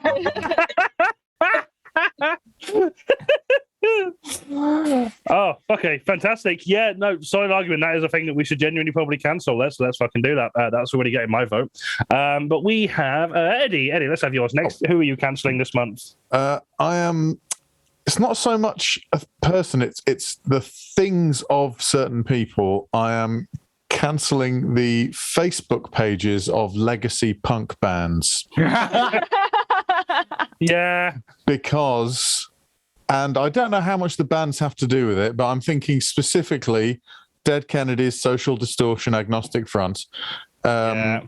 Basically, sometimes they'll do a thing like say, hey, Dead Kennedys have been voted in the top 10 80s punk albums by Brooklyn Vegan or some associated website. And there'll just be a list of the most stultifyingly dull responses, which are, I saw them in the past, which makes me better. Hey, sometimes I jam out on this on my guitar that I still play. Thanks for asking. Oh, I bet a modern person wouldn't understand this because they weren't there. Oh, we used to cause physical damage to one another for fun, but you are all ninnies. Or like a band will go, hey, finally, guys, we're allowed to go out on tour again, so we hope to see you in the city near you. Are you going to make us wear masks? Because that is for idiots. I hate you. Oh, why are you putting politics in your songs now? I'm sorry, I don't think the Dead Kennedys were particularly political, but never mind. It's and just sort of, I don't know where people just sort of heard some sound and went, I'm not going to dissect that any further. I like it purely as it is, and any further knowledge would ruin this for me. What do you mean Nazi punks fuck off is political? It was... Oh, God, you guys think everything is a Nazi. Why can't you just sing a song about Nazis like the Dead Kennedys instead of singing songs about Nazis like Anti-Flag do? Oh, you're all such loot. So... I mean, I really probably should be cancelling the people who comment stupidly on it, but I would like to cut off their source of impotent rage and sunburnt foolishness, and just remove all legacy punk bands' social media pages, particularly the ones that clearly aren't run by anyone still connected to the band. And I could have done that for about 90 minutes with a very delicate lisp and charged a lot of money if I'd done it in a sarcastic voice. But then what would Jello Biafra do for money these days? So maybe I could do something entertaining. Yeah, we get it. You don't mean it, Jello. We get it. We know. Wonderful. Yeah. Anyway, for more niche cancellings, come and see my Edinburgh show. I don't have one. But I will have one next year called Niche Cancelling. Niche Cancelling. Oh yeah. No, I'd definitely go. Let us know if you do that. We'll definitely put that on preview. Brilliant. Cool. Thanks very much. Tom, who are you going to cancel this month? I am not going to make friends. I would like to cancel the Edinburgh Fringe. Not in the COVID-19. Not in the COVID-19 because we had to, and not in the because I'm not going way. It's like I just think it's gone a bit too far into what I don't like about comedy. And that makes me sad because Edinburgh Fringe used to be my Christmas, and it used to be my Christmas in the sense that all my friends and family were there, but also I took a lot of substances to deal with the stress. They balance out, but it used to just be, let's go up and have a drink about it. Or it felt like that. It definitely wasn't, but it felt like that. And now it's just a money-making scheme for everybody but us. And so, like, they've not got the app this year, or I don't know if that's been corrected, but making an app is easy to point that it's my job. So, so I'm pretty sure the fucking Fringe can do it. And it means the smaller acts won't get foot traffic because it doesn't have the nearby function, and that means that just everyone will go to see people that they can see on the telly or people that they can see in London while charging London drinks prices and London rent for some fucking reason. But, you know, it's great. Hope you all have a nice time. Fucking with you on it, to be fair. Yeah, no, I don't know anyone who's going up to the Fringe who likes the Edinburgh Fringe. It's just kind of, what you do. I haven't been since 2012. I would like to go again at some point, but I'd also like them to stop being terrible. So we'll see if that happens at any time in my lifetime. Well argued, Tom. Thank you. Cameron, who are you cancelling this month?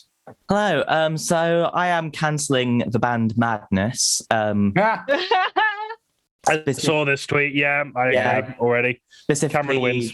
Specifically, Suggs, their lead singer. They were headlining Tramlines yesterday. And by song 5, it turned out that Suggs was a huge piece of shit. So he's introducing the next song and he's like, oh, I was in this pub the other day and I see Johnny Depp.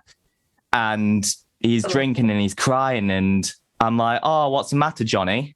And Johnny says, oh, my girl's mad at me. Hilarious, isn't it? Because abuse. It's like really misogynistic. He makes another joke about it, like, because it's like so funny the first time.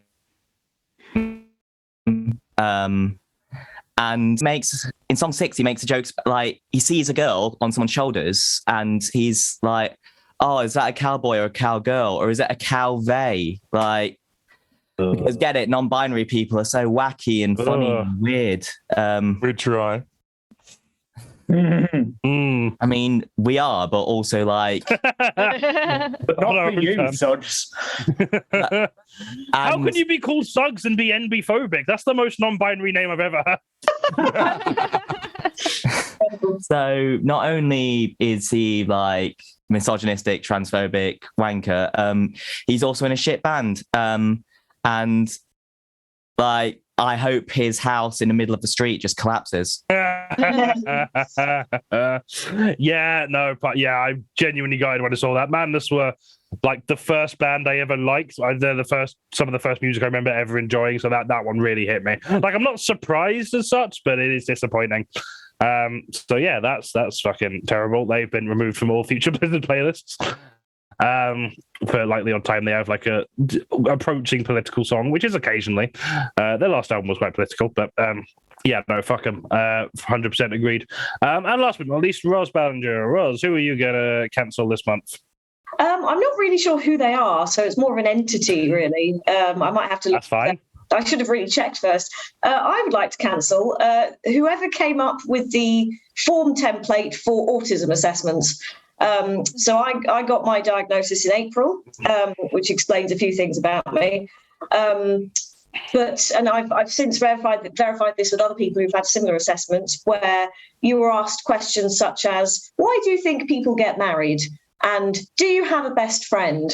And you are asked to interpret the pages of a storybook they show on the screen, and you have to collect 5 small objects and then make a story with them. And I genuinely had autism assessments when I was 3 years old, and this was 1994. I don't think anything has changed since then. And they are sort of creating this incredibly inflexible template for grown adults to be answering questions for. And you are then trapped between a rock and a hard place where, as I did, you can either refuse to do those particular bits. I just flat out was like, no, I'm not doing that. Or you can do them, but then be worried that if you refuse to do them, that means that you are, not neurologically sound. And it treats people who may be autistic as if they're fucking idiots, which, in my case, in some ways is true. But I'm a 31-year-old woman with a brain and a sense of, being able to communicate. And yet I had to answer questions as if I was a child. And I have other friends who've been through this too. And I don't blame the clinicians for doing this because they are limited in their scope, but also, for the love of God, it's 2022. Please, can we create an autism assessment with more nuance? That wasn't really funny. That was just more of a rant. No, that's fine. Yeah. This is catharsis more than anything else. Don't worry at all. Yeah, no, absolutely. I've heard about that. It sounds fucking exhausting. So fair play to getting through that. Okay, I don't know who I'm going to put to the audience vote. They were all really good. So I think I'm going to put the Facebook pages of Legacy Punk and Coco Chanel up. We should probably cancel the Nazi. I think that's probably a good idea. Yeah, But the Nazi is already dead on my team, but like, yeah, she's already. So we're saying shortlist the Nazi. Okay, yeah. No. Walt Disney casting process. Or in the awards ceremony. I'm not sure. I put 3 up to the vote, and I'm not. So I'm going to put those 2 on, and I'm not sure if I want to cancel Madness or the Edinburgh Fringe more. So one of them will also be on it. I think I'm going to go for Edinburgh Fringe because I feel like Madness are already irrelevant enough that cancelling isn't that worth it. But I do agree with you. The cancelling sentence. Yeah, exactly. So let me start a poll now. I need to remember to get this up before I get to this point. And we are going to go on another short break. So just a reminder, if you're enjoying the show, you can donate to us on PayPal and Patreon. The links are in the stream currently, and I'll put them in the chat in a moment. You can also subscribe to us on Twitch. We stream twice a month at least, so hopefully more than that moving forward. And also you can also buy merch on our Big Cartel as well. So who are we going to cancelling? I don't know how you spell Coco Chanel, so I'm just going to call her Coco Pops Chanel. That's definitely spelled wrong. Coco Pop Chanel. Like a slightly cheap option, like bringing an actual Nazi in, but it's just I've had to see her name. No, yeah, in the past week, and it pisses me off. I understand. I'd like to cancel Gorbals. Yeah. Punk Band Facebook pages and Edinburgh Fringe Festival. Okay, I'll put that on for 5 minutes. You can it's now open for voting. I don't know who I'm going to vote for in this actually, simply because Coco Chanel's already dead. I might go for the Punk Band Facebook page one, but don't get me wrong. I do think Coco Chanel is worse. Hot take, but Nazis are bad. Nazis are bad. Boris Johnson and Nazis are bad. Not saying Boris Johnson is a Nazi, but they're both bad. So they might. Both bad for similar reasons. They are both bad for similar reasons. Yeah, I feel like if he was alive, there's a strong shot. I mean, he looks like an archetypical Nazi. I feel like we could probably.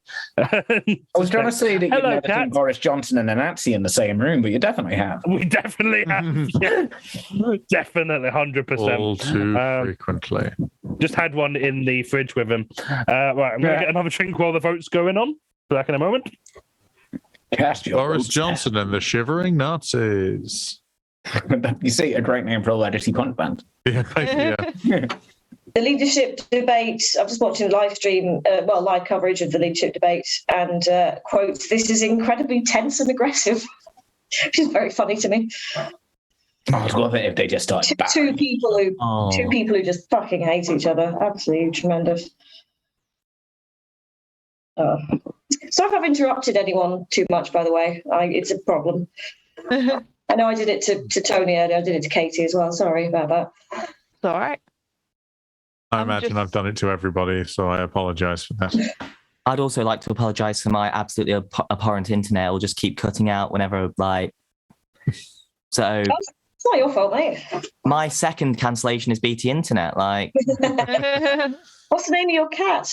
Lily. Well, Lily Walker, because she's got a surname, because they should have surnames, cats. Oh, my niece is called Lily, so Lilies are the best. This vote is actually interesting. There's usually a runaway winner, but this is actually looking pretty neck and neck. I guess the Fringe Festival organisers can take solace in the people hate both Nazi makeup lady and the Dead Kennedys Facebook page more than them so far. What I do love about the Edinburgh Fringe stuff is that CEO of the Fringe Society, Shona McCarthy, whenever she has to sort of give a quote, she just sounds incredibly annoyed. Like every time she's quoted in the media, she is just wearily pointing stuff out. And just clearly just seems to hate being asked anything, which I find quite amusing. So just like, this is the bare minimum of what your job is. Well, and it's like all the responses to the open letter that the Comedy Association sent out are very non-committal, kind of like, I thought we were going to talk about this privately sort of thing. Yeah. Just like, if you look at our website, there's a statement there, and the statement is just like, there's no app. Yeah. That's Yeah, they mentioned feel App is fuck off. broadly negative about that.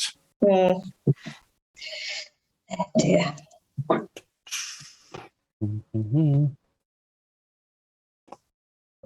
This is really close. I don't know, 36, 29. That's, yeah. What Percent, that happens is. when you throw a Nazi into the mix, you know. Yeah. I really don't people can't decide whether they hate the Dead Kennedys Facebook page more than they do a Nazi. I do feel like it is kind of HP Lovecraft rules of dead, so we're allowed to like Cthulhu a bit. You know? Yeah. Well, every so often you have to say, by the way, massive Rondon. It's like, oh yeah, okay. I mean, also like David Bowie was a nonce, so Yeah. Oh yeah. I mean, like again, if you're a famous musician in the 70s and 80s, it's almost like 110%. Well, if you were a famous musician and also a man, like, I mean, not to be depressing about the musical of as well, but if you were a famous popular musician in the noughties of the 2010s and you're a cis man, then probably. Yeah, fair point. Yeah, just if you're both famous and a man, you're probably not. Just approach with caution. Like, prick until proven guilty. Yeah. Until proven innocent. No, prick until proven guilty. Yes, I know, you're all right. Don't mind it. The frog book is the worst. What frog book is this? Also, hello, 13 men in the trench coat. Thanks for the first time chat. Is that one of you? Or I see. I had the diagnostic assessment bit, the frog book. Right, I didn't see the first comment. That makes sense. Yeah, that sounds terrible. Look, I didn't have that one. I was talking to somebody the other day, and just, dear, the most infantilizing nonsense. Yeah. Oh, it's a tie. Both Coco Chanel and Punk Band Facebook pages are equally as bad. But also, you're both on the same team, so that is irrelevant. So that is right. So you get both first and second place Katie's team, which means 10 points, and 1 point to Tom's team for getting third. So at the end of that round, Katie's team are on 18 points and Tom's team are on 13. I didn't put the donate links in. Let's do that now. Say again. Oh, there we are. We're back. Yay!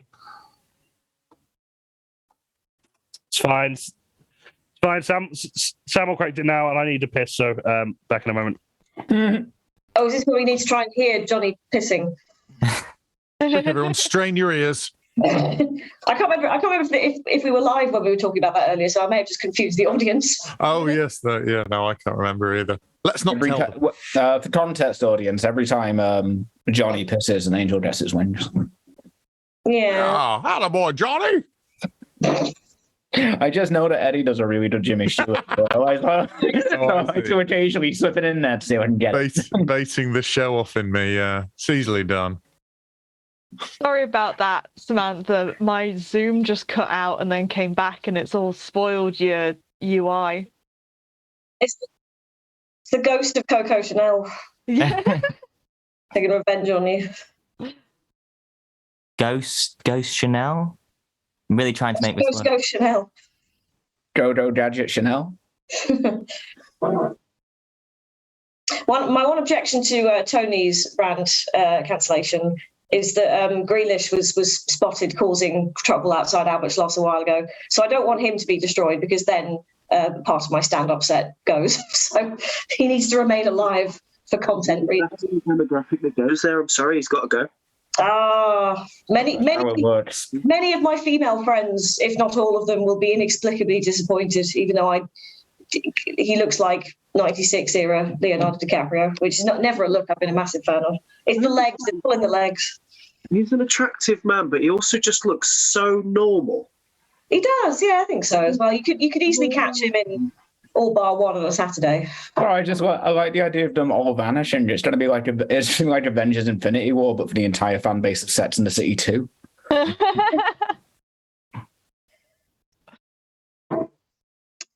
Yeah, well, Premier League's about to start, so if it needs to happen, it needs to happen soon. It's in football, or it's in football, yes. Okay. No, knitting. I know the World Cup's not when it's meant to be. Oh, don't fucking talk about the World Cup, furious. That's happening soon, isn't it? Yeah, but it's in a bad place. It's happening in November. November? Yes, yeah, because it's like too hot where it is. Yeah, it's how one. It's absolutely insane. But the Women's Euros are still going on and England's in semi-final, so football may come home, which hasn't for a while. And Birmingham has the Commonwealth Games, because don't we all love remembering that? And we've got Eurovision. And we've got Eurovision, that's a good point. We do. Oh my God. I wonder where it's going to go. Swindon has applied to host it, which is very funny. There was rumours of Leeds, which I find funny. Yeah, no. Manchester getting it wouldn't surprise me. Yeah, I think Manchester's probably, I imagine, number 2 on the list. Yeah. What do you think? How much it costs? I'm going. I love Eurovision so much. Oh yeah, Eurovision is my Christmas. I adore it. No, Eurovision. Oh. Members of the crowd. I was at a friend doing parties, about 10 of us, for the last one, and we had some drinking game rules, and the last one was just a jokey rule that said down your drink every time the UK gets 12 points, which and then we started winning. The man. Sam Ryder was playing at Tramlines, and his crowd was so big. He was in one of the tents, and it just spilled out. Like, I love him. Incredible. He's a golden home. This is more important to football. Like we've won football more recently than we've won Eurovision, and I know we didn't win, but we did. It's in the queer women's Venn diagram of interest, so it's good that they're all happening. Yeah, it's exciting. When is Eurovision? It's usually around the time of Brighton Fringe, because that's where I've watched it like most often. The next May. It's June, like May. Because on my 18th birthday, it was Eurovision, and I skipped Eurovision to go out drinking with my friends. But all of my friends bailed on me on my 18th birthday, and so I because read the live tweets. Yeah. Oh dear. Oh my god. What's happening? No. I've just been sent a message by a friend. Pulp reunion confirmed. It's happening. Oh, nice. Pulp getting back. Yes. Oh my god. Goodbye, money. Are they the ones who aren't Oasis? What? Are they the ones who aren't Oasis, right? No, wait. Is that Jarvis Cocker? Jarvis Cocker, Jarvis Cocker. Okay, that's the good one. Yeah. Jarvis Cocker's not turned into a horrible Suggs type. I don't, not that I know of, no. I bloody hope not. That's good. No, like it's always a possibility, but I don't think he's said anything. I heard him damning. on the Off Menu podcast yeah. within the last year, and he didn't say anything that sounded particularly unpleasant, but he was mainly talking about dinner. So fair enough. I mean, I feel like Morrissey and both of the Gallaghers could have turned that into something terrible. So it's still a good indicator that he's probably all right. Yeah, I've read his book. He seems really, really nice and really cool. But again, I know what it's like to put people on pedestals. So yeah, absolutely. Don't do that. Don't put us on pedestals either. No, I don't know why you would after what we've done, what you've seen so far this evening. Don't form any sort of parasocial relationship with any of us. Like, we are not your friends. Yeah, we'll only let you know. Oh, yeah. Katie is all your friends. Right, I just realized we are massively overrunning, so we're going to carry on with the show before it gets past everyone's bedtime. Are we all back? Here we are. Our next round is the Great Debate, and we have a treat for you today. The Tory party actually approached us and asked us if we could host the next leadership debate for them. And, being, as you know, political comedy, being partial to neoliberal fascism as we are, of course we accepted. So today we are joined by 6 potential candidates for the new Tory party leader. I thought it was down to only 2, but they assured me that there were actually 6, which works better for our format, so that all worked out in the end. So today we are joined by Tony Wright, who is Rishi Sunak, Eddie French, who is Rupert Murdoch, again, somehow, Ross Ballinger, who is Liz Truss, Karen Sinclair-Harris, who is a sentient woman's bathroom sign, Tom B, who is Tony Blair wearing false glasses and a moustache and called called Pony Claire. I'm Phony Snare. Pony Snare. And Katie Vigil, who is Morrissey. So thank you all very much for joining us today. Obviously, this is a crucial moment in UK political history, and it is very important, I think, that to the public and indeed your party, that you pick the right person to lead you moving forward. Otherwise, that could have horrifying implications for the party and the country at large. So just for you all to introduce yourselves, I'm just going to ask you just in a few short words, why the Tory Party members should vote for you to be the next leader of the Conservative Party. We'll start with the front runner, Rishi Sunak. Rishi, why should people vote for you to be the Tory Party leader? I just wanted to say that if you vote for me, then there's going to be a fuck ton of money in it for you. Nice, succinct. I might press you on that later, but good start. And Liz Truss as the second favourite. A few words. Why should people, Tory Party members, vote for you as the next leader? Well, I think you could probably see me as the Boris Johnson continuity candidate. I make a lot of speeches that make very little sense. I like being photographed with a helmet on next to tanks, and I cheated on my husband. So, I may not be a safe pair of hands, but I am a familiar one. Yep, and because you're cheating on your husband and not your wife, you're a feminist. So that's exactly. Absolutely. I'm even the left should like you. The girl boss candidate, Liz Truss. Oh God. Fantastic. And we're also joined by the one and only Morrissey. I didn't even realize you were running. Morrissey, a few short words. Why should the Tory Party vote for you to be the next leader?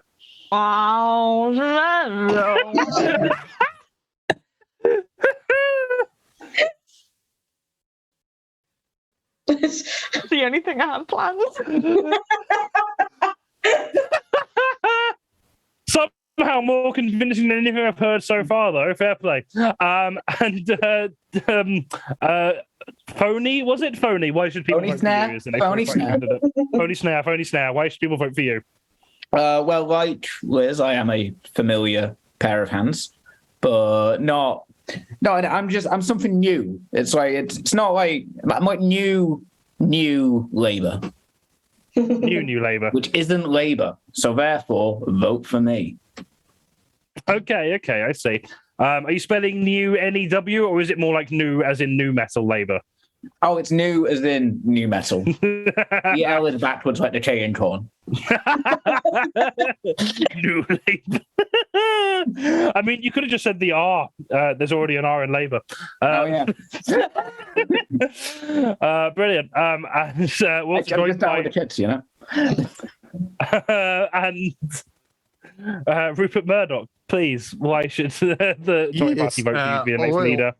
I will be looking to cut red tape out of the whole thing by instead of addressing everyone and telling them what the policies are, I'll just publish them in my newspaper like I've been doing already, but you pricks haven't noticed yet. Vote for me. You know what? I've got a feeling even if we don't vote for you, you're still going to have a lot of sway. And finally, we've got a sentient woman's bathroom sign. Why should you be leader of the Conservative Party sign? Well, thank you very much for having me here. First of all, it is very important for women and girls to have their voices heard. I think that we need a distraction from all other form of any form of progression. So by putting me, putting all your faith in just a cheap plastic sign, that solves all your problems, doesn't it? If you want a candidate who can chat literal piss and shit, then Sold. Love it.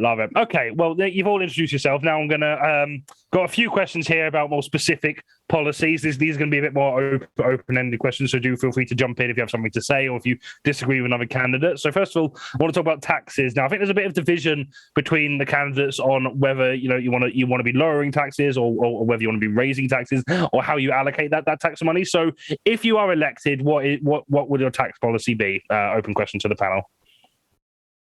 My policy would be to cut taxes in order to create more business opportunity across the country so that everyone can create the pork markets they so desire. We want pork products for all individuals in this country, whether they're, including the vegans, because God knows they've had it too easy. Not a fan of pork markets. And I don't like them. In summation, basically, anything that Rishi Sunak suggests, I will do the opposite of that because I hate Rishi Sunak and I will see him destroyed. I personally vow to cut all taxes to £1 if you collect 5 barcodes from a copies of The Sun. I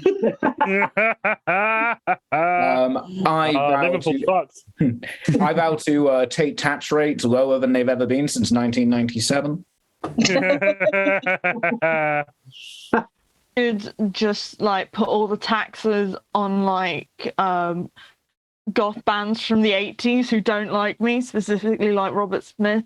One time he sent a load of pizzas to my house and I've never really recouped that money back.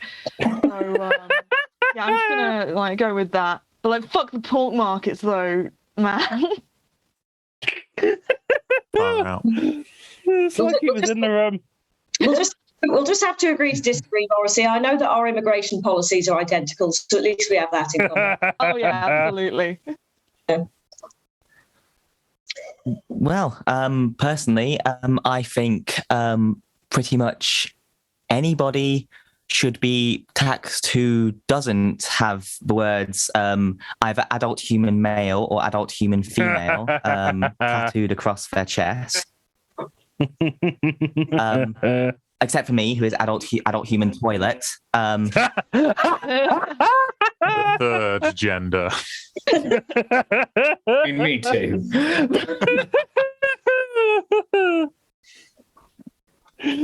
Oh, disgusting.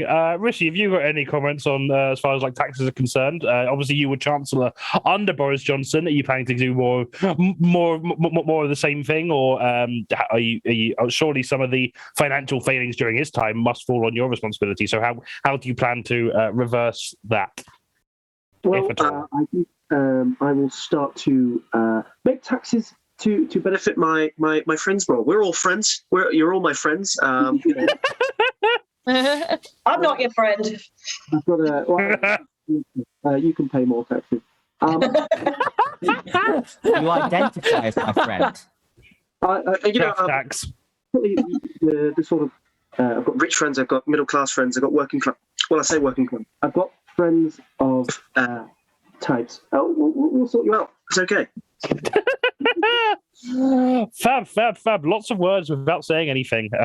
You have what it takes to be a Tory leader. Okay, well, so I think that clears up your positions on taxes. Fair enough. So another topic that's kind of hot at the minute, if you'll pardon the pun, due to the recent heat wave, is the increasing urgency to achieve net zero as soon as possible, and to attempt to kind of offset or at least adapt to the ever-changing climate. So what are your net zero policies? How will you set out to achieve this? Or is it even a priority for you if you make government to work on achieving net zero and battling climate change? Again, open question. I vow we will get more down to net zero by just having another crack at Iraq, because it doesn't really count when the oil is foreign. I can guarantee you I will have full control over the sun. I'll just give Eddie the point, all right?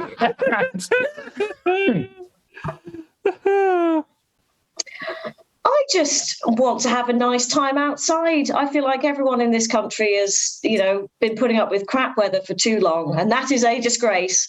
And I think We just want to thank you for the one person who got that joke. We all just, as a country, need to de-wokify and just have a little sunbathe. And then once we've had some time relaxing in the lovely heat, all these problems will become easier to deal with. And also anything Rishi Sunak suggests is fundamentally incorrect and against science. Okay, Rishi Sunak, what do you suggest when it comes to net zero? I want to take things further. What do I suggest for net zero? I suggest net -1. Also, Liz Truss is against science, so take that, bitch.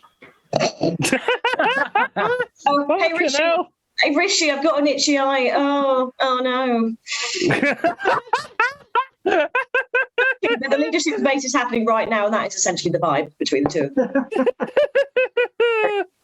Well, personally, I think if men stopped driving so many cars, and men are biologically designed to be driving cars, I think climate change would necessarily be gone, because we need to stop having all these big-handed men driving cars. It's just totally, totally irresponsible. Well said. Any more comments as far as net zero is concerned from anyone? I'll take that as a no. Okay. Next one. I had a few more planned, but I do see we are running out of time, so just a couple more.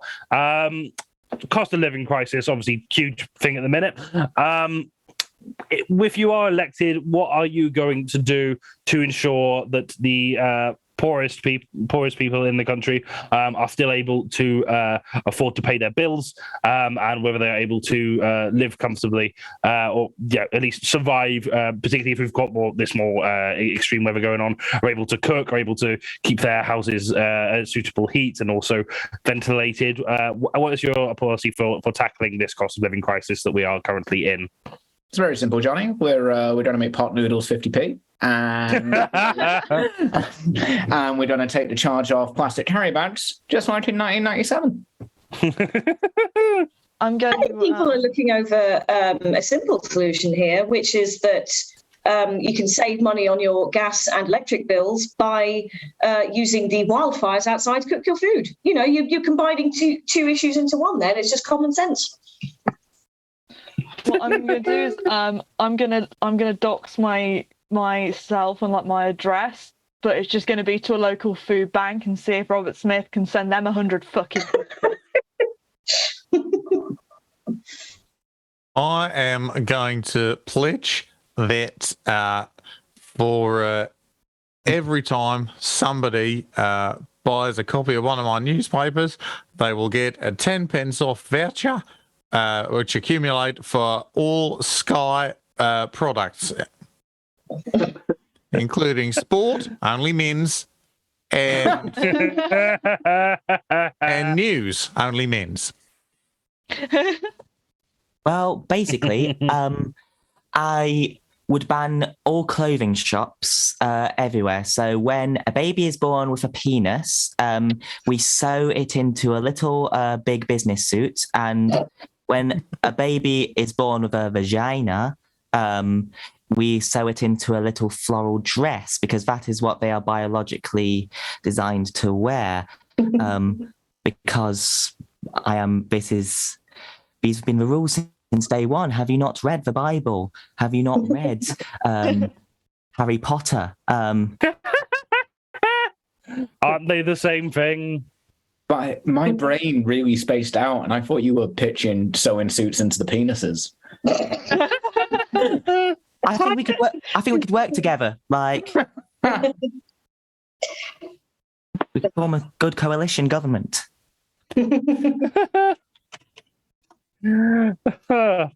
Okay. Any more on that cost of living, or is this not? It's not something you care about. One thing I suggest: 4 words. Kickstart Part 2. Am I right? Kickstart Part 2, the streets. I mean, I think we should just rebrand it. Like, yes, the cost of living is high, but the price of dying is very, very low. Would have been so much more of a bucket.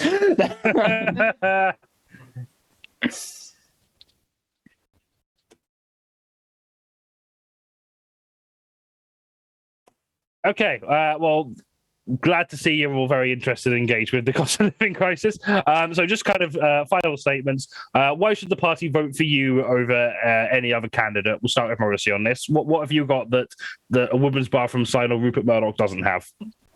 So like I'm like a Tory because I am borderline fascist and I've got an annoying voice, but I'm worse because sometimes I touch my boob. Okay, women's bathroom sign. Why should people choose you over anyone else here? Because you've simply had enough of talking sense, haven't you?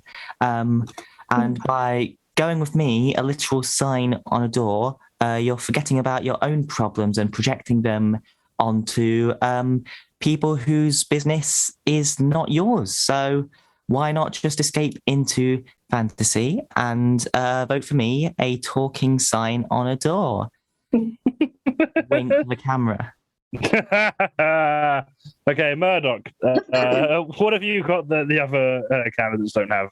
I am the only reason that you've heard of any of these other pricks. I allowed it, I can unallow it like that.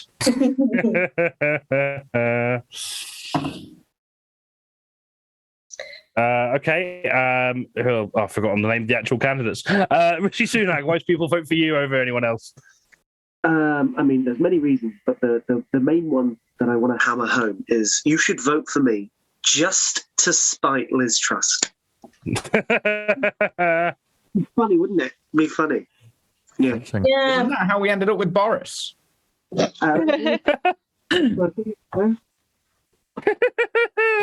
Petty man. He's a petty man. Thinking it is. Okay, so Liz Truss, what have you got that Rishi Sunak or any of these others don't have?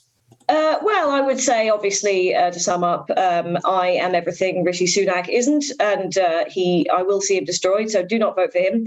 I would like to end on an actual quote I made on Twitter in 2012, if you'll allow me, and I think you'll appreciate how meaningful this is and, how much of my message it is conveying. Only knights always tell truth, and knaves always lie, live on island.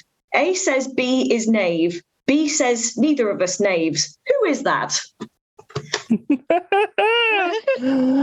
Okay, and Phony Snare. Phony Snare, I had to remember it's the name of your next Prime Minister. What have you got? Don't be so sure. Look, before all of this Tory nonsense, we had the greatest leader this country has ever known, an Adonis. He played in a band at one point. That's pretty cool. A war hero, he says. And I just think that a vote for me, I share that man's values, that God's values. So a vote for me is a return back to the traditional values of 1997. Wonderful. We've already got Star back. We may as well. Yeah, I agree. Okay, thanks for that. I'm going to give... So, yeah, obviously Rupert Murdoch gets the first place prize for that. I am going to give joint second place to Liz Truss and Rishi Sunak, though, for their chemistry, which leaves us nowhere better. Fuck it. Everyone else also gets a point because you all did great. So that's yay. So at the end of that round, Katie's team are still in the lead on 30 points, but Tom's team are catching up with 21. And we're going into the last round, which is it's the end of the world as we know it, and I want to cry. This round aims to offset the depression induced by the rest of the show with a quick fire gag round in which we'll be giving everyone topics to riff and joke on. Points will go to the funniest. We're going to start with bad things to see whilst shopping. Liz Truss stuffing cheese down her trousers. Prices, right, girls? Right? Anyway, next up on Loose Women. The price tag for what used to be 15 pence instant noodles. Someone bringing Sorry. I was going to someone bringing a baby carrier to the till and saying, "Do you do this in adult?" A Your single mum and your dad have made a bed out of Cheerios boxes and are shagging furiously. No, I have seen. That's so specific. A stand that says "sold out," which used to contain Coco Chanel books.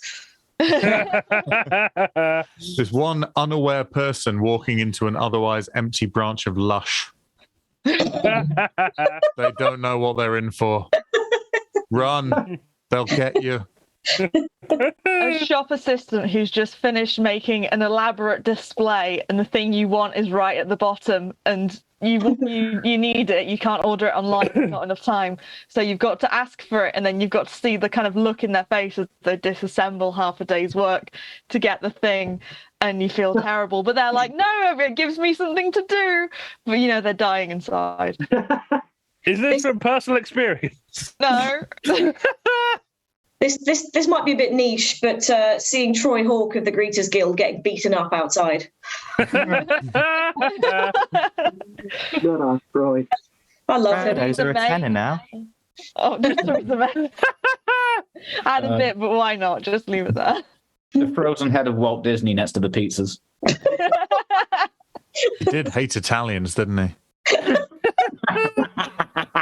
He'd be livid.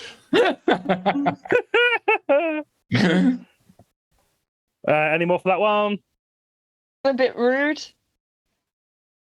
Be bad to see. What was that? I mean, yeah, it would be.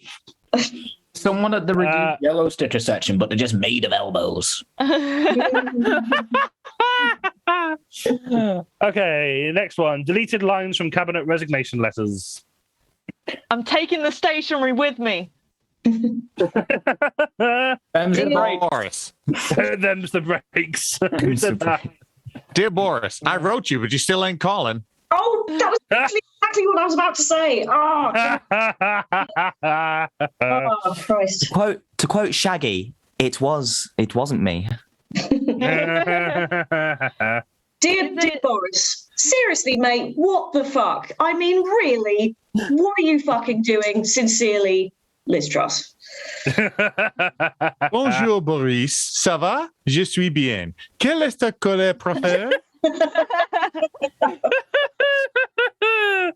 Is it and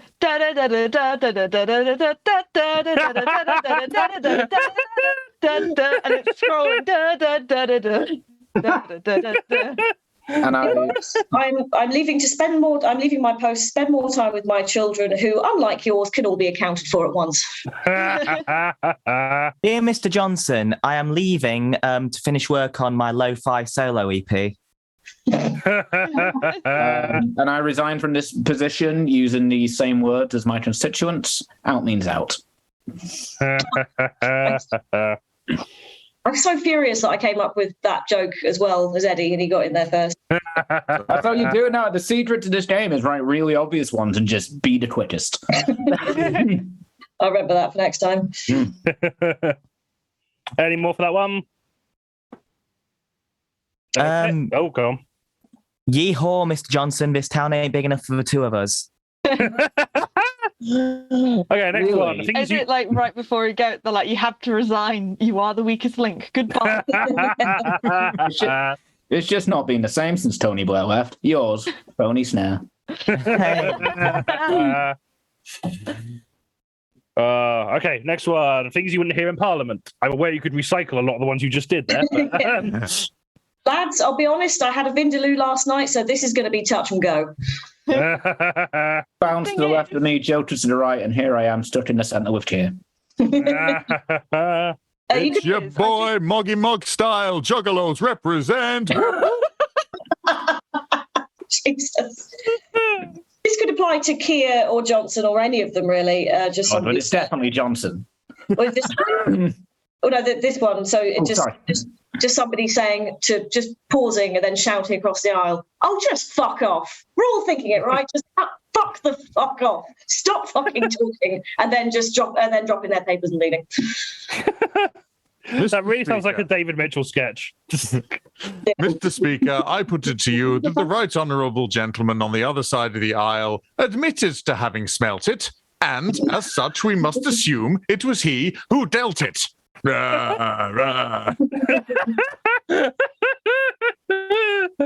the right honourable gentleman. Oh my god. Oh, sorry. Go, Katie. Go, Katie, go. I've been interrupted 3 times. I just want to do one Do, joke. Katie, do it. The thing is, right, I just think the climate catastrophe is more important than trans people. I think Tony had one that we accidentally talked over. Oh, Tony, yep, go. The thing, it's always the left, isn't it? The left, the left, the left. But when are we going to pass the duchy on the right-hand side? Would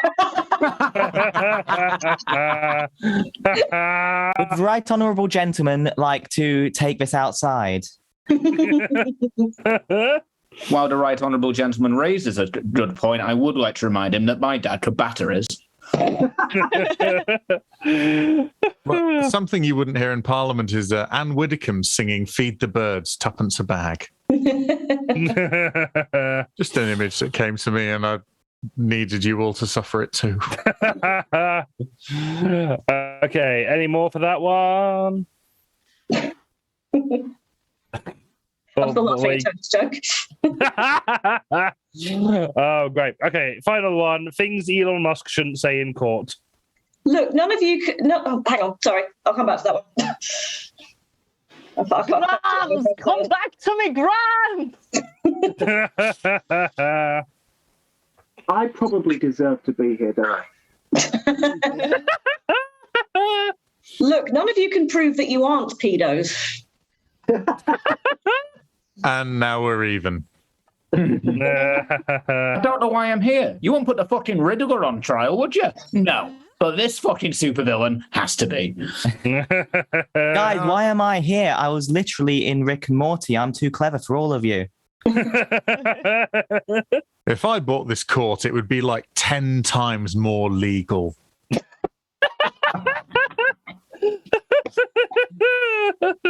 So that's how you pronounce the baby's name.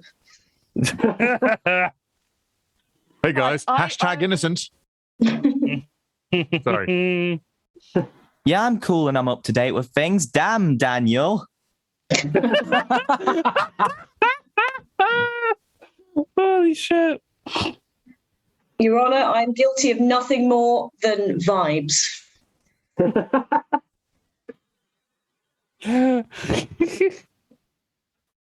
Do we interrupt Katie again? I think we might have done. Oh, Katie, go. Yeah, but it doesn't matter. Okay. Any more for that one? So you brought me in here for crimes that I've committed, and the only thing on this list says appear on SNL.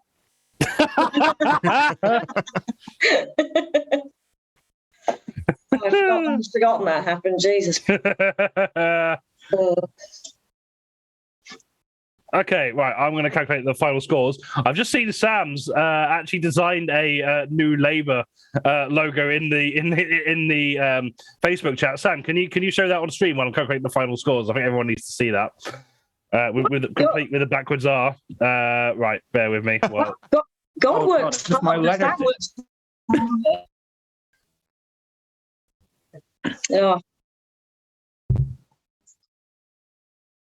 Were corn actually good? I was like 11, so I don't objectively probably not, but I don't want to go back in case they weren't. Yeah. Were they a bit like Limp Bizkit? Yeah. I remember my brother being put into both. They're like the middle ground between Nirvana and Limp Bizkit, I'd say. Oh, that sounds awful. With added gibberish. With added gibberish. Yeah, no, like so a mixture between Nirvana. Yeah, there it is. A mixture between Nirvana, Limp Bizkit, and Scatman John. That's well, thank you, Sam, for designing my Nets tattoo. Yeah. Oh, that is beautiful. Thanks so much. Lovely bit of business. That's art. Right. Okay. I need to send Sam the final scores. That's an important part of this process. Yeah, I do, don't I? Otherwise, you won't know what they are. I should just put them in a live doc. It'd probably be easier. I'll do that next time so you can see it. But we've got...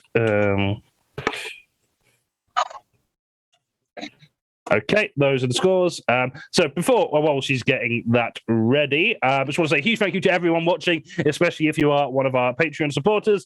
Huge thank you to our beloved team captains and guests, and massive thank you for Sam for producing and broadcasting these streams and for just being genuinely brilliant. And yeah, go Sam.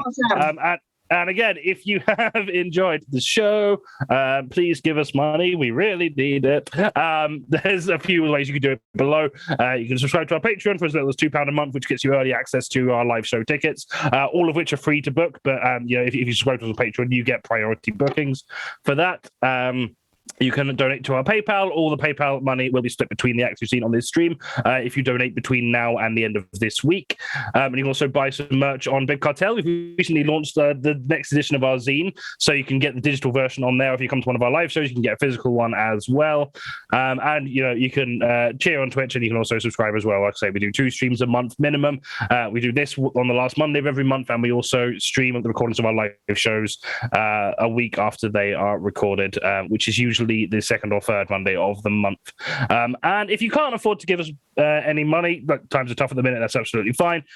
You can follow us on Instagram, Facebook, Twitter, as well as here on Twitch, YouTube, and you can also join our Discord. All the links are in our link tree there. And just shout about how brilliant we are on socials. That really does help a lot. Leave us a lovely review on Facebook. Flirt with Kirsty on our Twitter, and just love our photos on Instagram. Really does us a whole heap of good. Thanks so much for those bits, Safi Lasagna. 1, 2, 3, 4, 5. This is just me live counting on stream. Like, this content's brilliant. Thank you for the 6 minutes, Safi. Really do appreciate it. Roz, did you try and put a link in? I think it was blocked. If you put it in the chat, I will send that over.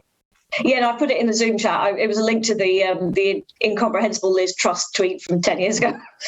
Oh, brilliant! The one about so I feel like it deserved to be shared. That's all right. Sam's remember when the height of Political Silliness was just Ed Balls tweeted his name? How young we were back then. Absolute icon. The score's ready, Sam. Yep, so at the end of the show, Tom's team have a respectable 40 points, but Katie's team are the winners with 54 points. Yeah! Reasonable. Say again. Reasonable. Fair, good. We said unreasonable. I was like, it's being a dick now. Not that there's any coherent or consistent scoring method. Like, this means nothing. These points don't translate to pay. It's fine. So thank you again so much for watching.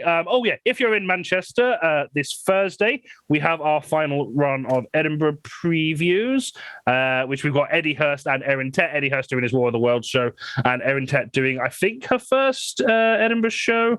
But yeah, they're both fucking brilliant comedians. It is free to book, but please do reserve tickets, because if we run out, then we are going to have to start turning people away if they haven't pre-booked tickets. But yeah, it is free to book if you want to reserve your place, and you should, because they're fucking brilliant. And there will be no virtual version of this show because they are previews. But if you can't make it, I'm sure they will be near you again sometime soon. And join us back here on the 29th of August with team captains Kirsty Summers and Quimby Harley, with guests Ian Lane, Mabel Slattery, Kieran Lawless, and Lumby Winters, where we'll be dissecting the news stories of August, including Elon Musk forced to buy only the portion of Twitter which is bots. Boris Johnson goes on the biggest publicly funded bender since Boris Johnson's last went on a publicly funded bender, and Liz Truss murders Rishi Sunak in cold blood to win the Tory leadership contest, yet somehow still manages to lose to Michael Gove. See you next time. Bye. Bye. Bye. Yeah.